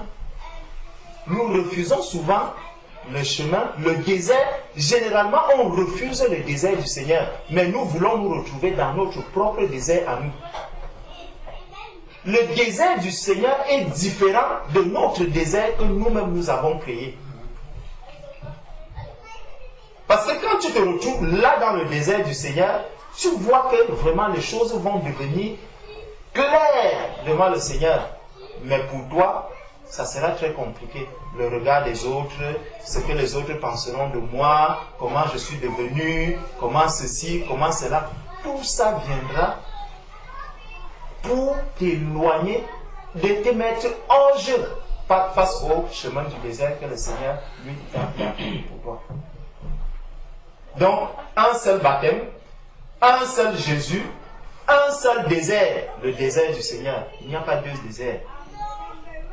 Ça, c'est le point sur lequel je voulais vraiment insister pour qu'on comprenne que non, ne cherchons pas, ne croyons pas qu'il y aura un deuxième désert. Non, il y a un seul désert parce que Christ nous envoie à un seul endroit. Il ne demande pas de papillonner à gauche, à droite, je me retrouve dans tel désert, je ressors de là, je vais dans l'autre.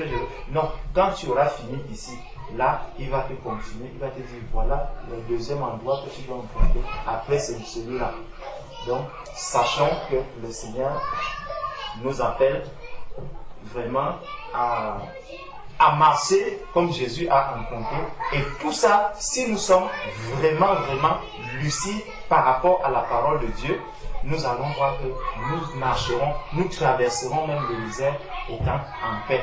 Parce que nous avons cette foi au Seigneur. Par rapport maintenant au problème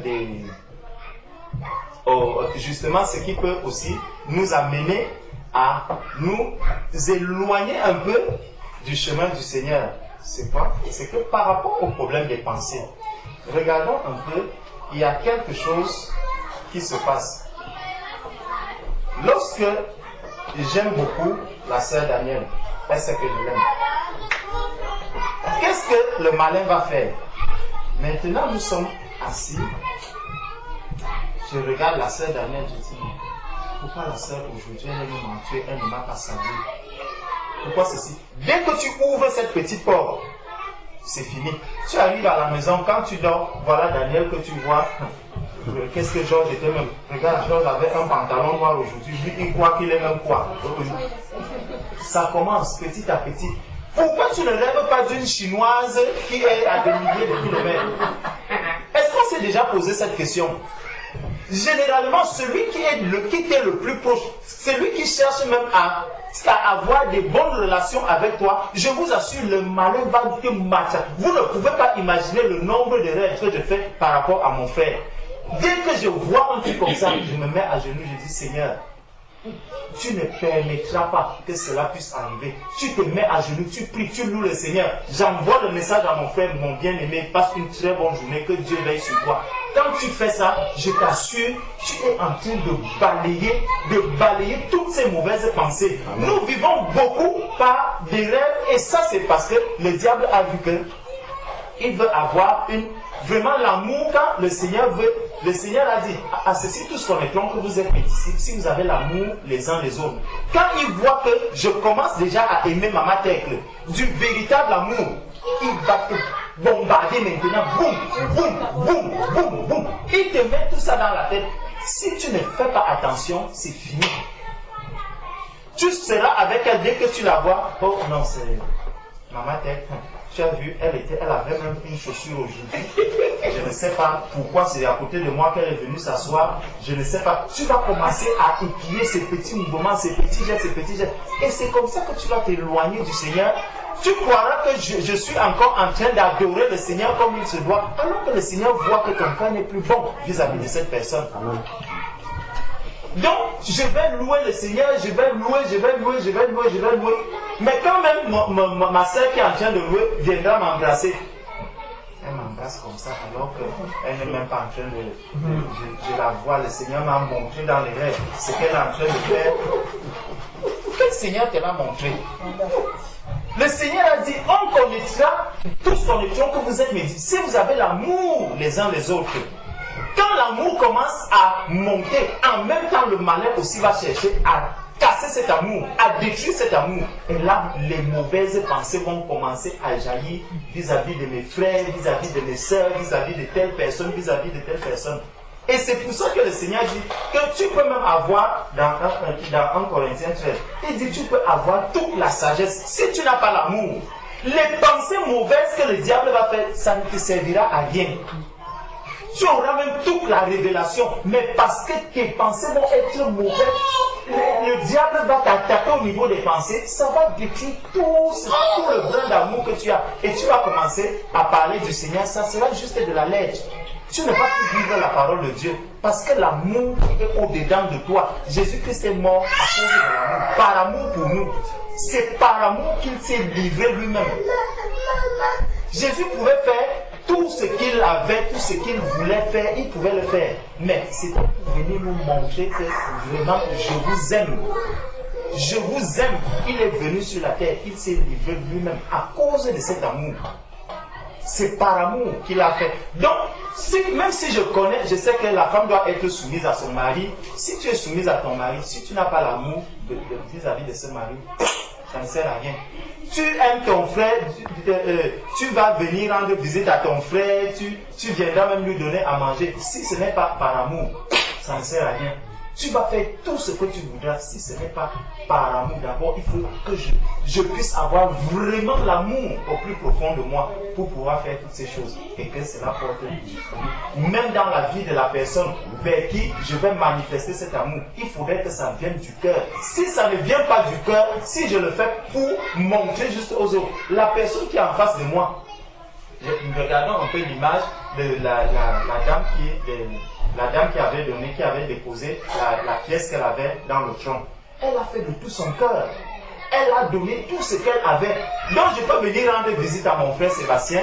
Moi je viens là, je n'ai qu'une bouteille d'eau. La bouteille d'eau ne coûte pas 1 euro. Toi tu arrives avec une clé à la main d'une voiture. Sébastien, voici ce que je t'ai apporté. L'autre va venir. Voici mon frère Sébastien, vraiment que Dieu te bénisse. Je suis arrivé, j'ai même marqué parce que tu vois comment il est en train de transpirer et tout. Il lui donne le verre d'eau, l'autre lui dépose la clé. Tu peux maîtriser le verre d'eau qu'on t'a donné alors que c'était un verre d'eau qu'on t'a apporté par amour. Et l'autre va t'apporter la clé de la voiture sans amour. Si tu marches par la chair, tu vas considérer la clé de la voiture alors que c'est cette eau qui vraiment est une bénédiction, une véritable bénédiction pour toi.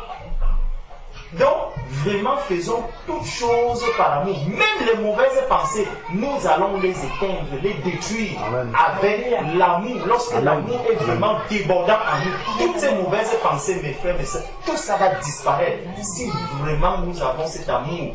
Et cet amour va m'aider afin que lorsque Maman Tekle a un problème, peu importe le genre de problème, je serai prêt vraiment à me rabaisser parce que je l'aime. Regardez un peu l'amour qu'un parent a vis-à-vis de son enfant. Ton enfant a même cassé quelque chose qui te tenait beaucoup. Il le casse. Tu vas peut-être le taper, après tu reviens. Quand il vient, papa, est-ce que qu'est-ce que tu veux? Tu reviens parce que tu l'aimes. L'amour détruit toutes ces choses, tout ce qu'il y a autour de nous là. Tout l'amour détruit. Je vous dis, regardons juste l'amour que nous avons vis-à-vis de nos enfants. C'est un amour qui est tellement fort. Et l'amour que le Seigneur a vis-à-vis est 1000 fois, il dépasse. Il n'y a pas de comparaison à faire. Donc si je peux aimer mon frère de la sorte, aimer ma soeur de la sorte, je vous assure, l'unité de cœur dont nous parlons, ça va arriver parce que ma fille et moi, nous sommes dans l'unité de cœur. Ce qu'elle voudra qu'on réalise ensemble, dès que je vais vraiment, tu as eu une bonne idée, je vais me lancer directement. Mon fils, la même chose. Mais pourquoi quand mon frère va me dire, il faut qu'on commence quand même à aller rendre visite aux malades? Pourquoi l'idée est venue de lui? Non, moi je n'accepte pas ça. Opposition. Il faut qu'on prenne des jours de jeûne. Dès que je vois ça, c'est encore venu d'Alain. Non. Ça, je ne peux pas. Moi aussi, je peux aussi donner des idées. Je peux aussi avoir des idées. Vous voyez, tout ça. Et comment ne veux-tu donc pas que quand tu vas arriver, tu commences à avoir des visions où on te dit que non, telle personne, elle n'est pas bonne, telle personne. Parce que il n'y a pas l'amour. Dans ton cœur, il n'y a pas l'amour. L'amour manque là, à l'intérieur. Il n'y a pas d'amour.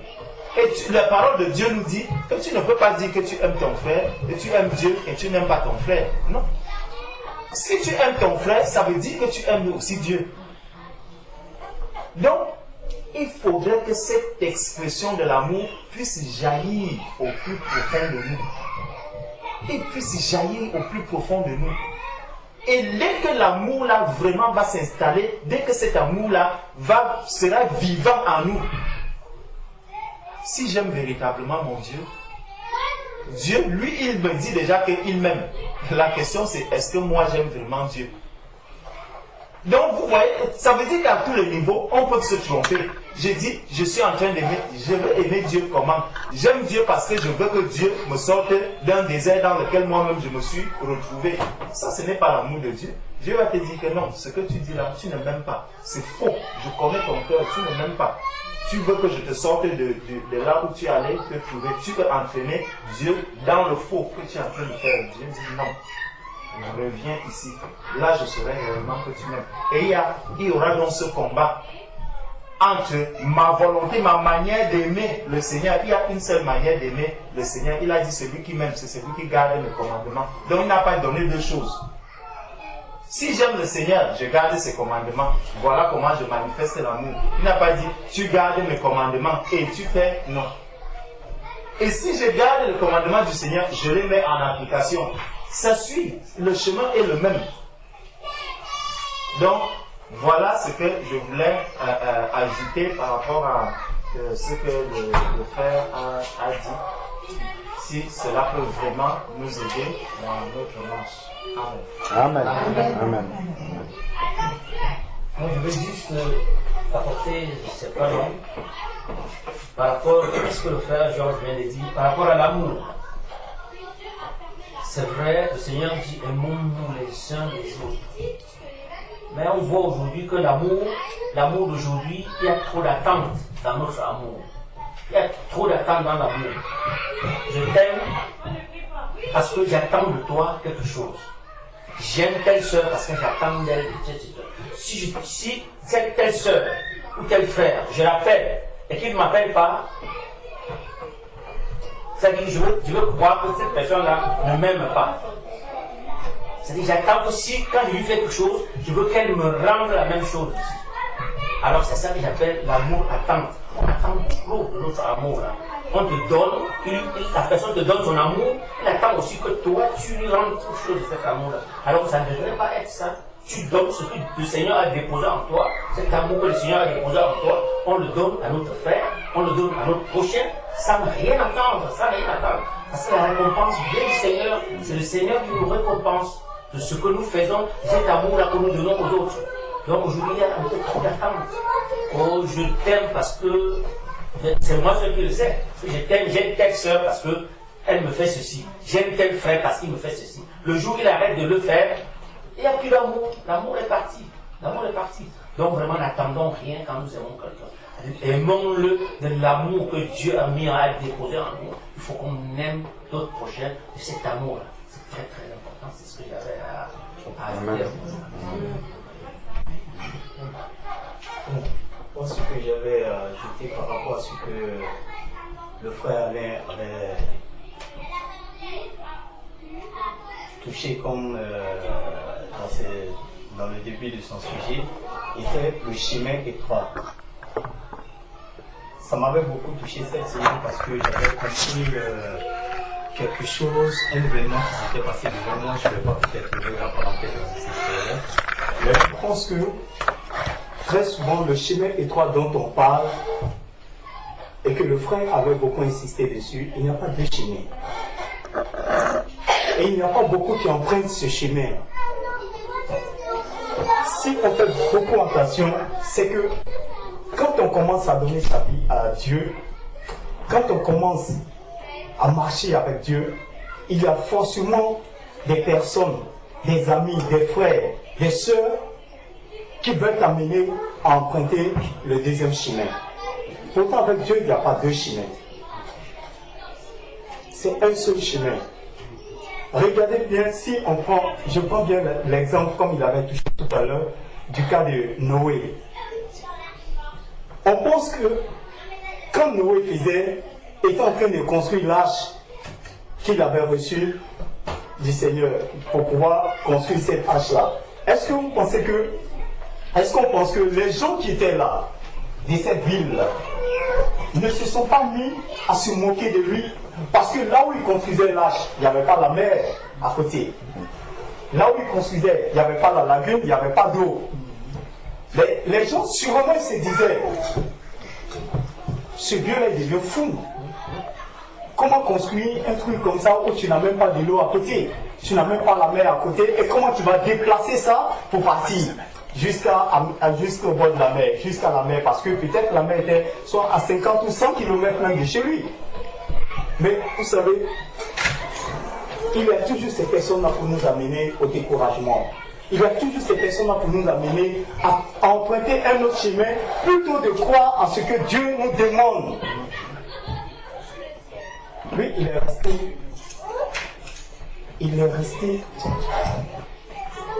honnête. Il est resté un homme, si je peux dire, un fervent croyant. Pourquoi?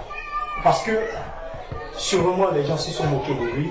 Les gens le traitaient de fou, lui et ses enfants et sa famille, mais il n'a pas regardé deux choses.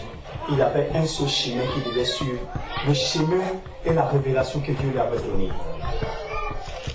Donc nous aussi, quand on commence à devenir enfant de Dieu, très souvent, comme le frère avait prêché il y a 2 semaines, que souvent, si tu vois que ton parfum dérange quelqu'un, c'est qu'il n'est pas avec toi. Parce que celui qui veut profiter de ton parfum, c'est qu'il sait que toi, tu es en train d'apporter un bon chemin. C'est pourquoi il veut profiter de ton parfum.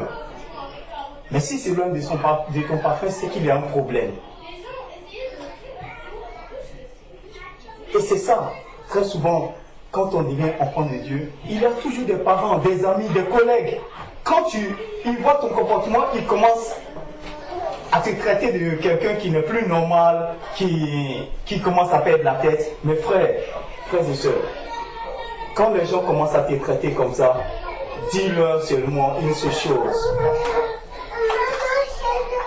Et sois fier de la manière dont ils te traitent, parce qu'ils ne savent pas ce que toi tu vois.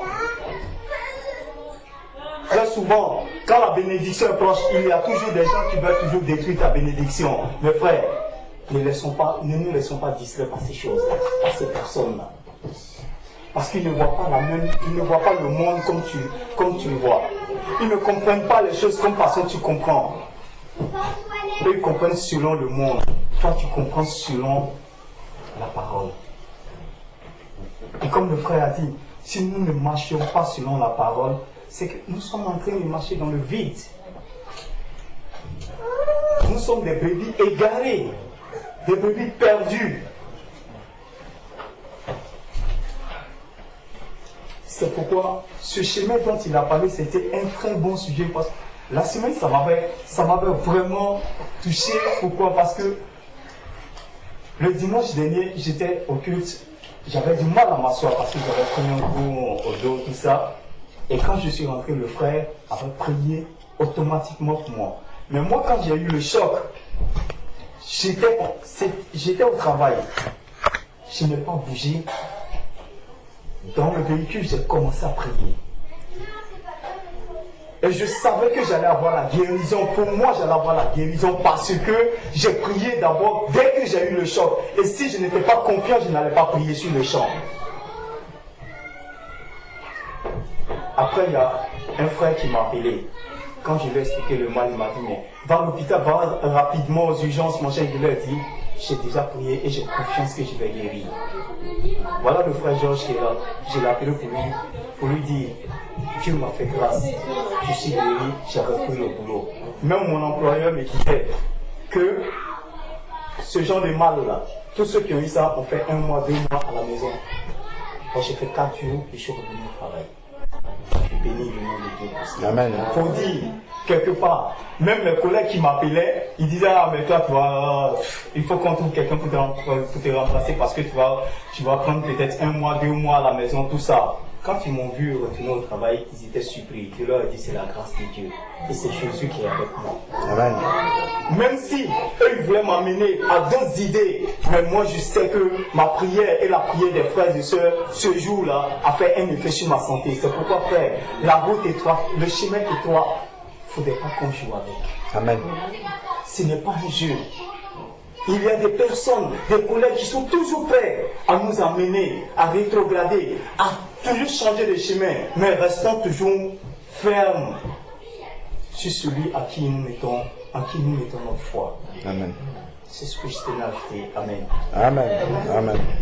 Je voulais ajouter quelque chose rapidement, c'est par rapport à ce qu'il a dit le frère Jean, par rapport à ce Jésus. On peut prendre 1 Pierre chapitre 4.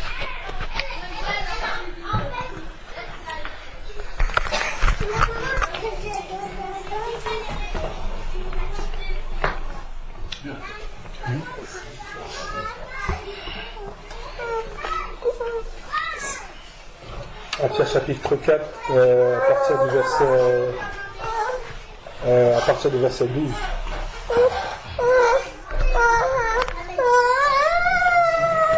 Bien-aimés, mes bien-aimés, ne trouvez point étrange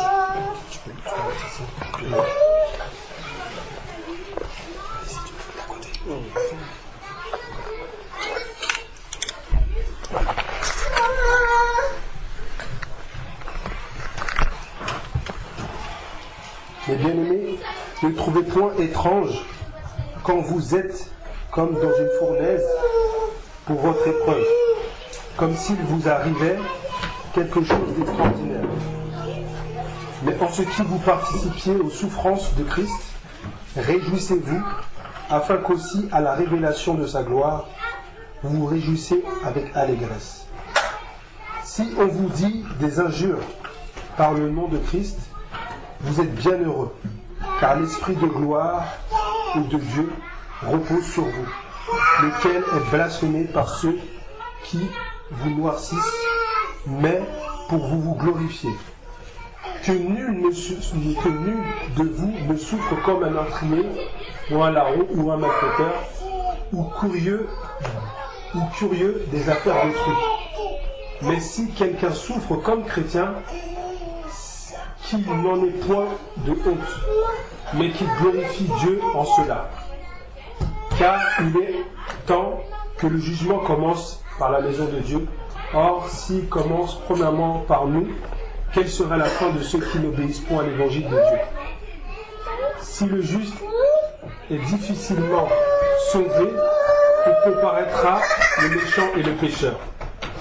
Que cela donc aussi qui souffrent par la volonté de Dieu, puisqu'ils font ce qui est bon, lui recommandent leur âme comme au fidèle Créateur. Amen. Donc par rapport à ça, ça fait, comme il a dit le frère Georges, par rapport à un seul désert, et c'est vrai que là dans la parole il nous dit bien il y a différents types de souffrances. On peut souffrir quand même meurtrier, et on peut souffrir pour la gloire de Dieu. Et juste un témoignage, moi ça m'a fait penser à, lorsqu'il a parlé de la fraude, moi ça m'a fait penser aussi à quelque chose qui m'est arrivé. En fait, lorsque le Seigneur m'a touché, je crois que j'avais expliqué ce témoignage-là. Auparavant, voilà, j'ai divagué, j'avais vraiment une vie où, voilà, avec les jeunes, où, voilà, j'aimais bien traîner avec les jeunes, à l'époque 16 ans, etc. Et après, il y a un moment où un jour où je faisais partie d'un groupe, et ce groupe-là, en fait, ils ont voulu agresser un jeune pour lui piquer un MP3. Et moi, je faisais partie de ce groupe-là, mais c'est vrai que j'étais pas forcément chaud, mais bon, j'ai participé. Ils l'ont agressé, malheureusement, ça s'est mal tourné parce que la personne elle est tombée par terre, elle a eu un traumatisme crânien, etc. 2 mois après, toc, la police est bien à la maison. Elle vient à la maison, moi je suis surpris, j'ai commencé à se faire, etc. et tout, ils m'embarquent et tout à la police. Et voilà, après au fur et à mesure, je suis dans le commissariat, je comprends pas, je pense que c'est une erreur, etc. Je me dis que c'est une erreur. Et par la suite, en voyant les camarades en fait, avec lesquels j'étais, je comprends par la suite qu'en fait c'était par rapport à cette histoire-là. Donc après l'histoire se passe, je passe devant la juge, mais c'est en comme ils disent, compuration immédiate, excuse-moi. Et là-dedans, j'ai pas fait de la prison par la grâce de Dieu, mais j'étais parti dans c'est ce qu'ils appellent un dépôt en fait. Ils appellent mandat de dépôt. Mandat de dépôt, c'est juste avant de passer en jugement. Et là, le Seigneur, c'est là en fait, là, le Seigneur m'a touché en fait. C'est vraiment à ce moment-là, pour moi, c'est dans la cellule que là j'ai compris en fait l'état de pécheur que j'étais en fait. Parce qu'en fait, souvent, même ma mère, elle me disait souvent, Sébastien, attention, je sais que tu es quelqu'un qui est peut-être t'es gentil, mais comme dit la parole, les mauvaises compagnies corrompent les bonnes mœurs. Et souvent, c'est vrai que là, en tant qu'enfant, on est enquêté, on est là, mais non, mais t'inquiète pas, il n'y a rien qui va m'arriver, etc. Et donc, du coup, voilà, les choses sont arrivées, le Seigneur vraiment m'a brisé, vraiment, parce que c'était quelque chose où j'avais vraiment une fierté, vraiment voilà, quelque chose, voilà, je me suis dit non, jamais ça allait m'arriver, je voyais par-ci par-là autour de moi, mais moi, jamais ça allait m'arriver. Et ça m'est arrivé, et après, voilà, donc, ça s'est passé, je sais qu'après, il devait avoir un jugement. Et voilà, du coup, j'étais repenti. Voilà, j'ai accepté le Seigneur. Voilà, je m'en souviens quelques années après, je me suis baptisé, etc. Et après, je vois une lettre et on me dit bon, monsieur Numéru, je n'ai pas participé au jugement et donc vous devez payer près de 5 000 euros. Et près de 5 000 euros. Il dit, ah waouh, je suis là comme ça, etc. Et c'est vrai que la mauvaise pensée vient. Non mais voilà, elle dit non mais c'est bon, tu peux prendre un avocat parce qu'il faut que il faut que tu dis non, c'est pas normal, tu n'étais pas là, il faut que tu prennes un avocat, etc. Et une autre voix, ça c'est la voix du Seigneur, elle dit non, mais il faut accepter le chemin, il faut accepter le désert, il faut accepter les conséquences. Et voilà, c'est vrai que ça a été dur parce que du coup, il fallait échelonner le paiement parce que c'était 5 000 euros. Voilà, j'étais jeune, j'étais étudiant, je travaillais dans la restauration rapide, vraiment par la grâce de Dieu, ça m'a permis de pouvoir le répandre, du coup, de faire demi-tour. Et c'est vrai, comme dit le frère, lorsqu'on emprunte un chemin qui n'est pas le chemin que le Seigneur a décidé, mais là on fait la repentance, c'est un demi-tour, revenir. Et du coup, c'est accepter les souffrances de Christ. On est là, on accepte, et après le Seigneur nous permet de pouvoir nous placer là où on devait être. Donc voilà, c'était juste un petit témoignage. Amen. Moi aussi, j'ai un témoignage pour vous. Donc ça s'est passé il y a de cela, je crois, 3 ans.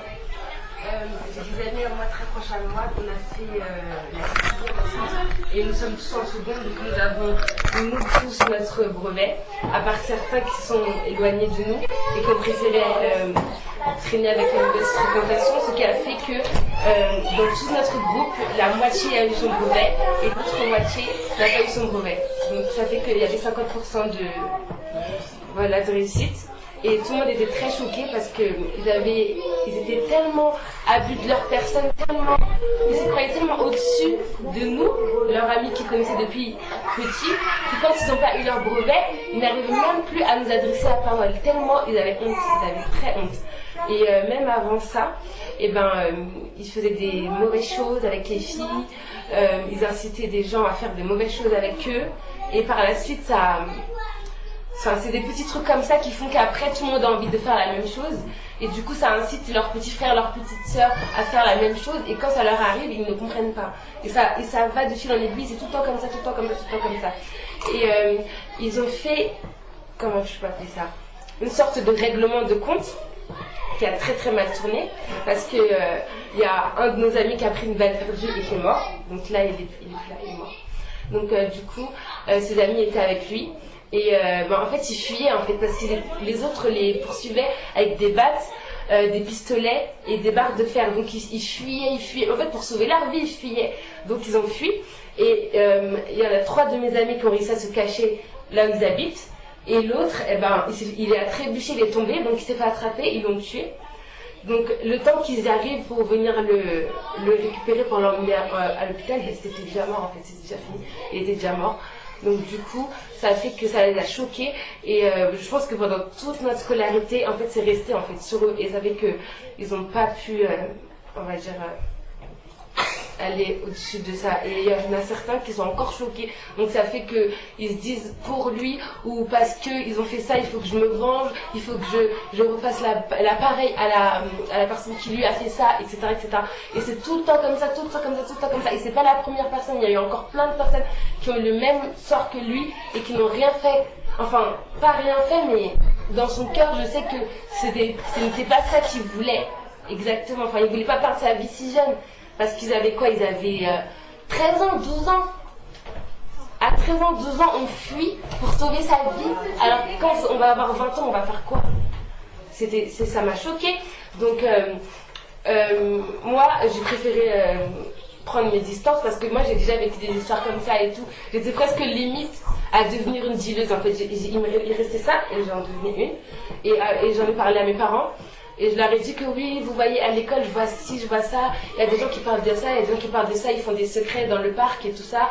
Et ils nous montrent des choses, tout ça. Donc j'ai dit à ma mère, et comme ma mère connaissait ce genre de choses, elle m'a dit d'arrêter de les fréquenter. Sinon, c'est à mes risques et périls. Donc au début, je comprenais pas. Elle me disait tout le temps ça, tout le temps ça, tout le temps ça. Et un jour, j'étais petite, j'avais genre 10 ans, j'étais avec mes copines et on marchait dans on va dire un espace et il y avait une sacoche. Donc comme à cette époque j'étais très très curieuse, je me suis dit bon, je vais regarder ce qu'il y a dans la sacoche. J'ouvre la sacoche et je vois qu'il y a de la drogue et de l'argent. Donc au début, mes copines elles ont dit bon, on laisse la drogue, on prend l'argent. Mais j'ai dit mais vous êtes malade ou quoi? Déjà la personne, elle a oublié son truc à un endroit. Elle se dit que si elle va revenir, le truc il est à l'endroit. Vous voulez non seulement prendre son argent, plus ce qu'il y a avec. Donc après, on a laissé, on a fermé, on a remis la pochette comme on l'avait trouvée et on est parti.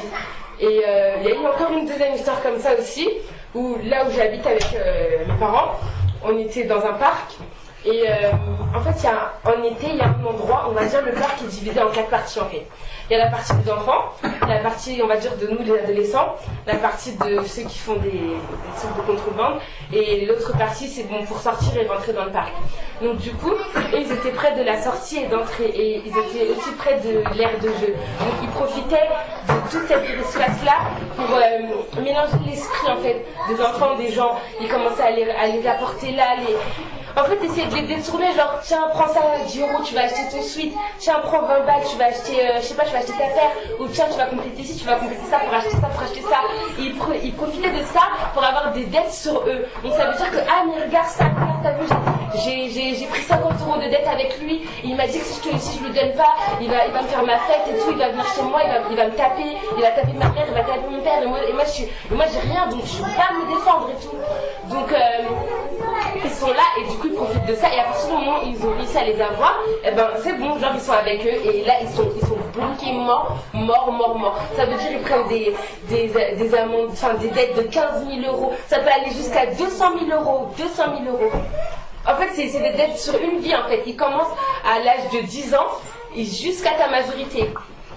Donc si tu sors pas de là avant ta majorité, tu as des dettes mais incroyables. Tu te dis mais comment dans ma vie j'ai réussi à avoir une dette comme ça?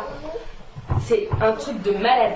Donc du coup, j'ai décidé de faire, on va dire, sur ma page un truc pour essayer de les réveiller en fait, pour essayer de leur dire d'arrêter parce qu'ils sont en train de détruire leur vie et de détruire la vie de leur famille. Et ça a plutôt bien marché. Donc du coup, j'ai un ami qui a sorti une chanson qui a, là, en un jour, elle a fait 1000 vues et là, il est à 2000 vues en 2 jours. Et du coup, je lui fais des pubs et on essaye aussi de faire on va dire des lives où quand ça nous arrive, bon, on essaie de pas trop prendre ça dans la rigolade, mais on se dit bon, toi comme tu vas au cadet, comme ça tu fais ça, venons, on prie, venons, on se rassemble, on dit des petites paroles religieuses, ça va nous faire du bien, ça va nous motiver pour qu'on puisse arrêter de faire ça et tout. Et même pour nos parents, ils doivent être fiers de nous. Et c'est ce qu'on a fait hier. Il y en a un, il a dit, mais vas-y, venez, vous voyez, moi j'essaie d'arrêter de faire ça. Et mon père m'a forcé à aller au catéchisme, il est catholique. Et ses amis ont dit, ok, prie, alors on peut discuter, on veut savoir, vu que tu dis que tu connais bien. Et moi j'ai quitté le live, et je crois que quand je suis revenue, il avait déjà fait un peu. Donc du coup, le temps que je revienne, bon, après on est toujours dans le délire de jeunes, tout ça, mais c'était la première fois dans ma vie que dans un live on faisait ce genre de choses. Et on a tous décidé de le faire. Mais je pense que vraiment le truc à déclencher, c'est la libération du président Gbagbo qui a été a été mis en prison pendant plus de 7 ans. C'est ça qui a vraiment tout déclenché parce qu'il y avait énormément d'enfants qui l'aimaient, qui se voyaient en lui, qui avaient vraiment un vrai exemple d'idole en fait, vraiment quelqu'un sur qui s'appuyer, sur qui on peut compter, vraiment quelqu'un qui ne va pas vous laisser tomber. Vraiment, ils avaient tous une image de ça, de lui. Et quand on l'a enfermé pour quelque chose qu'il n'a pas commis et que tout le monde s'est jeté dans le puits sans fond et tout le monde a dit c'est un meurtrier, c'est un tout, et ben, personne n'a compris. Et même les gens qui le supportaient au final se sont retournés contre lui. Donc maintenant tout le monde est très content, tout le monde est très fier. Et on essaie tous maintenant d'essayer de se ranger et de faire des choses. Je peux répondre à notre rêve parce que c'est un de nos petits frères et sœurs. Et personnellement, moi, même pour tout le monde, c'est pas l'objectif que j'ai dans ma vie. Pour mon petit frère et pour tous mes petits frères qui sont là avec nous. Et voilà, j'ai vraiment pas envie que dans 5 ans, on me dise qu'elle a eu un enfant avec je sais pas qui au coin de la rue, ou bien elle a déménagé, elle habite là, elle fait ça. Lui, il est parti voyager dans ce pays-là, il lui est arrivé ça, vous voyez. Donc voilà, voilà. Donc, c'est tout ce que j'avais à dire. Wow. J'espère qu'il n'y a pas.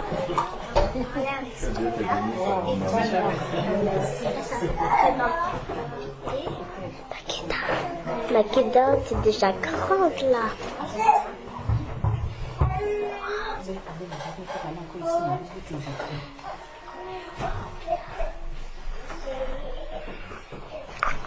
J'attends les commentaires des grandes sœurs et l'exhortation.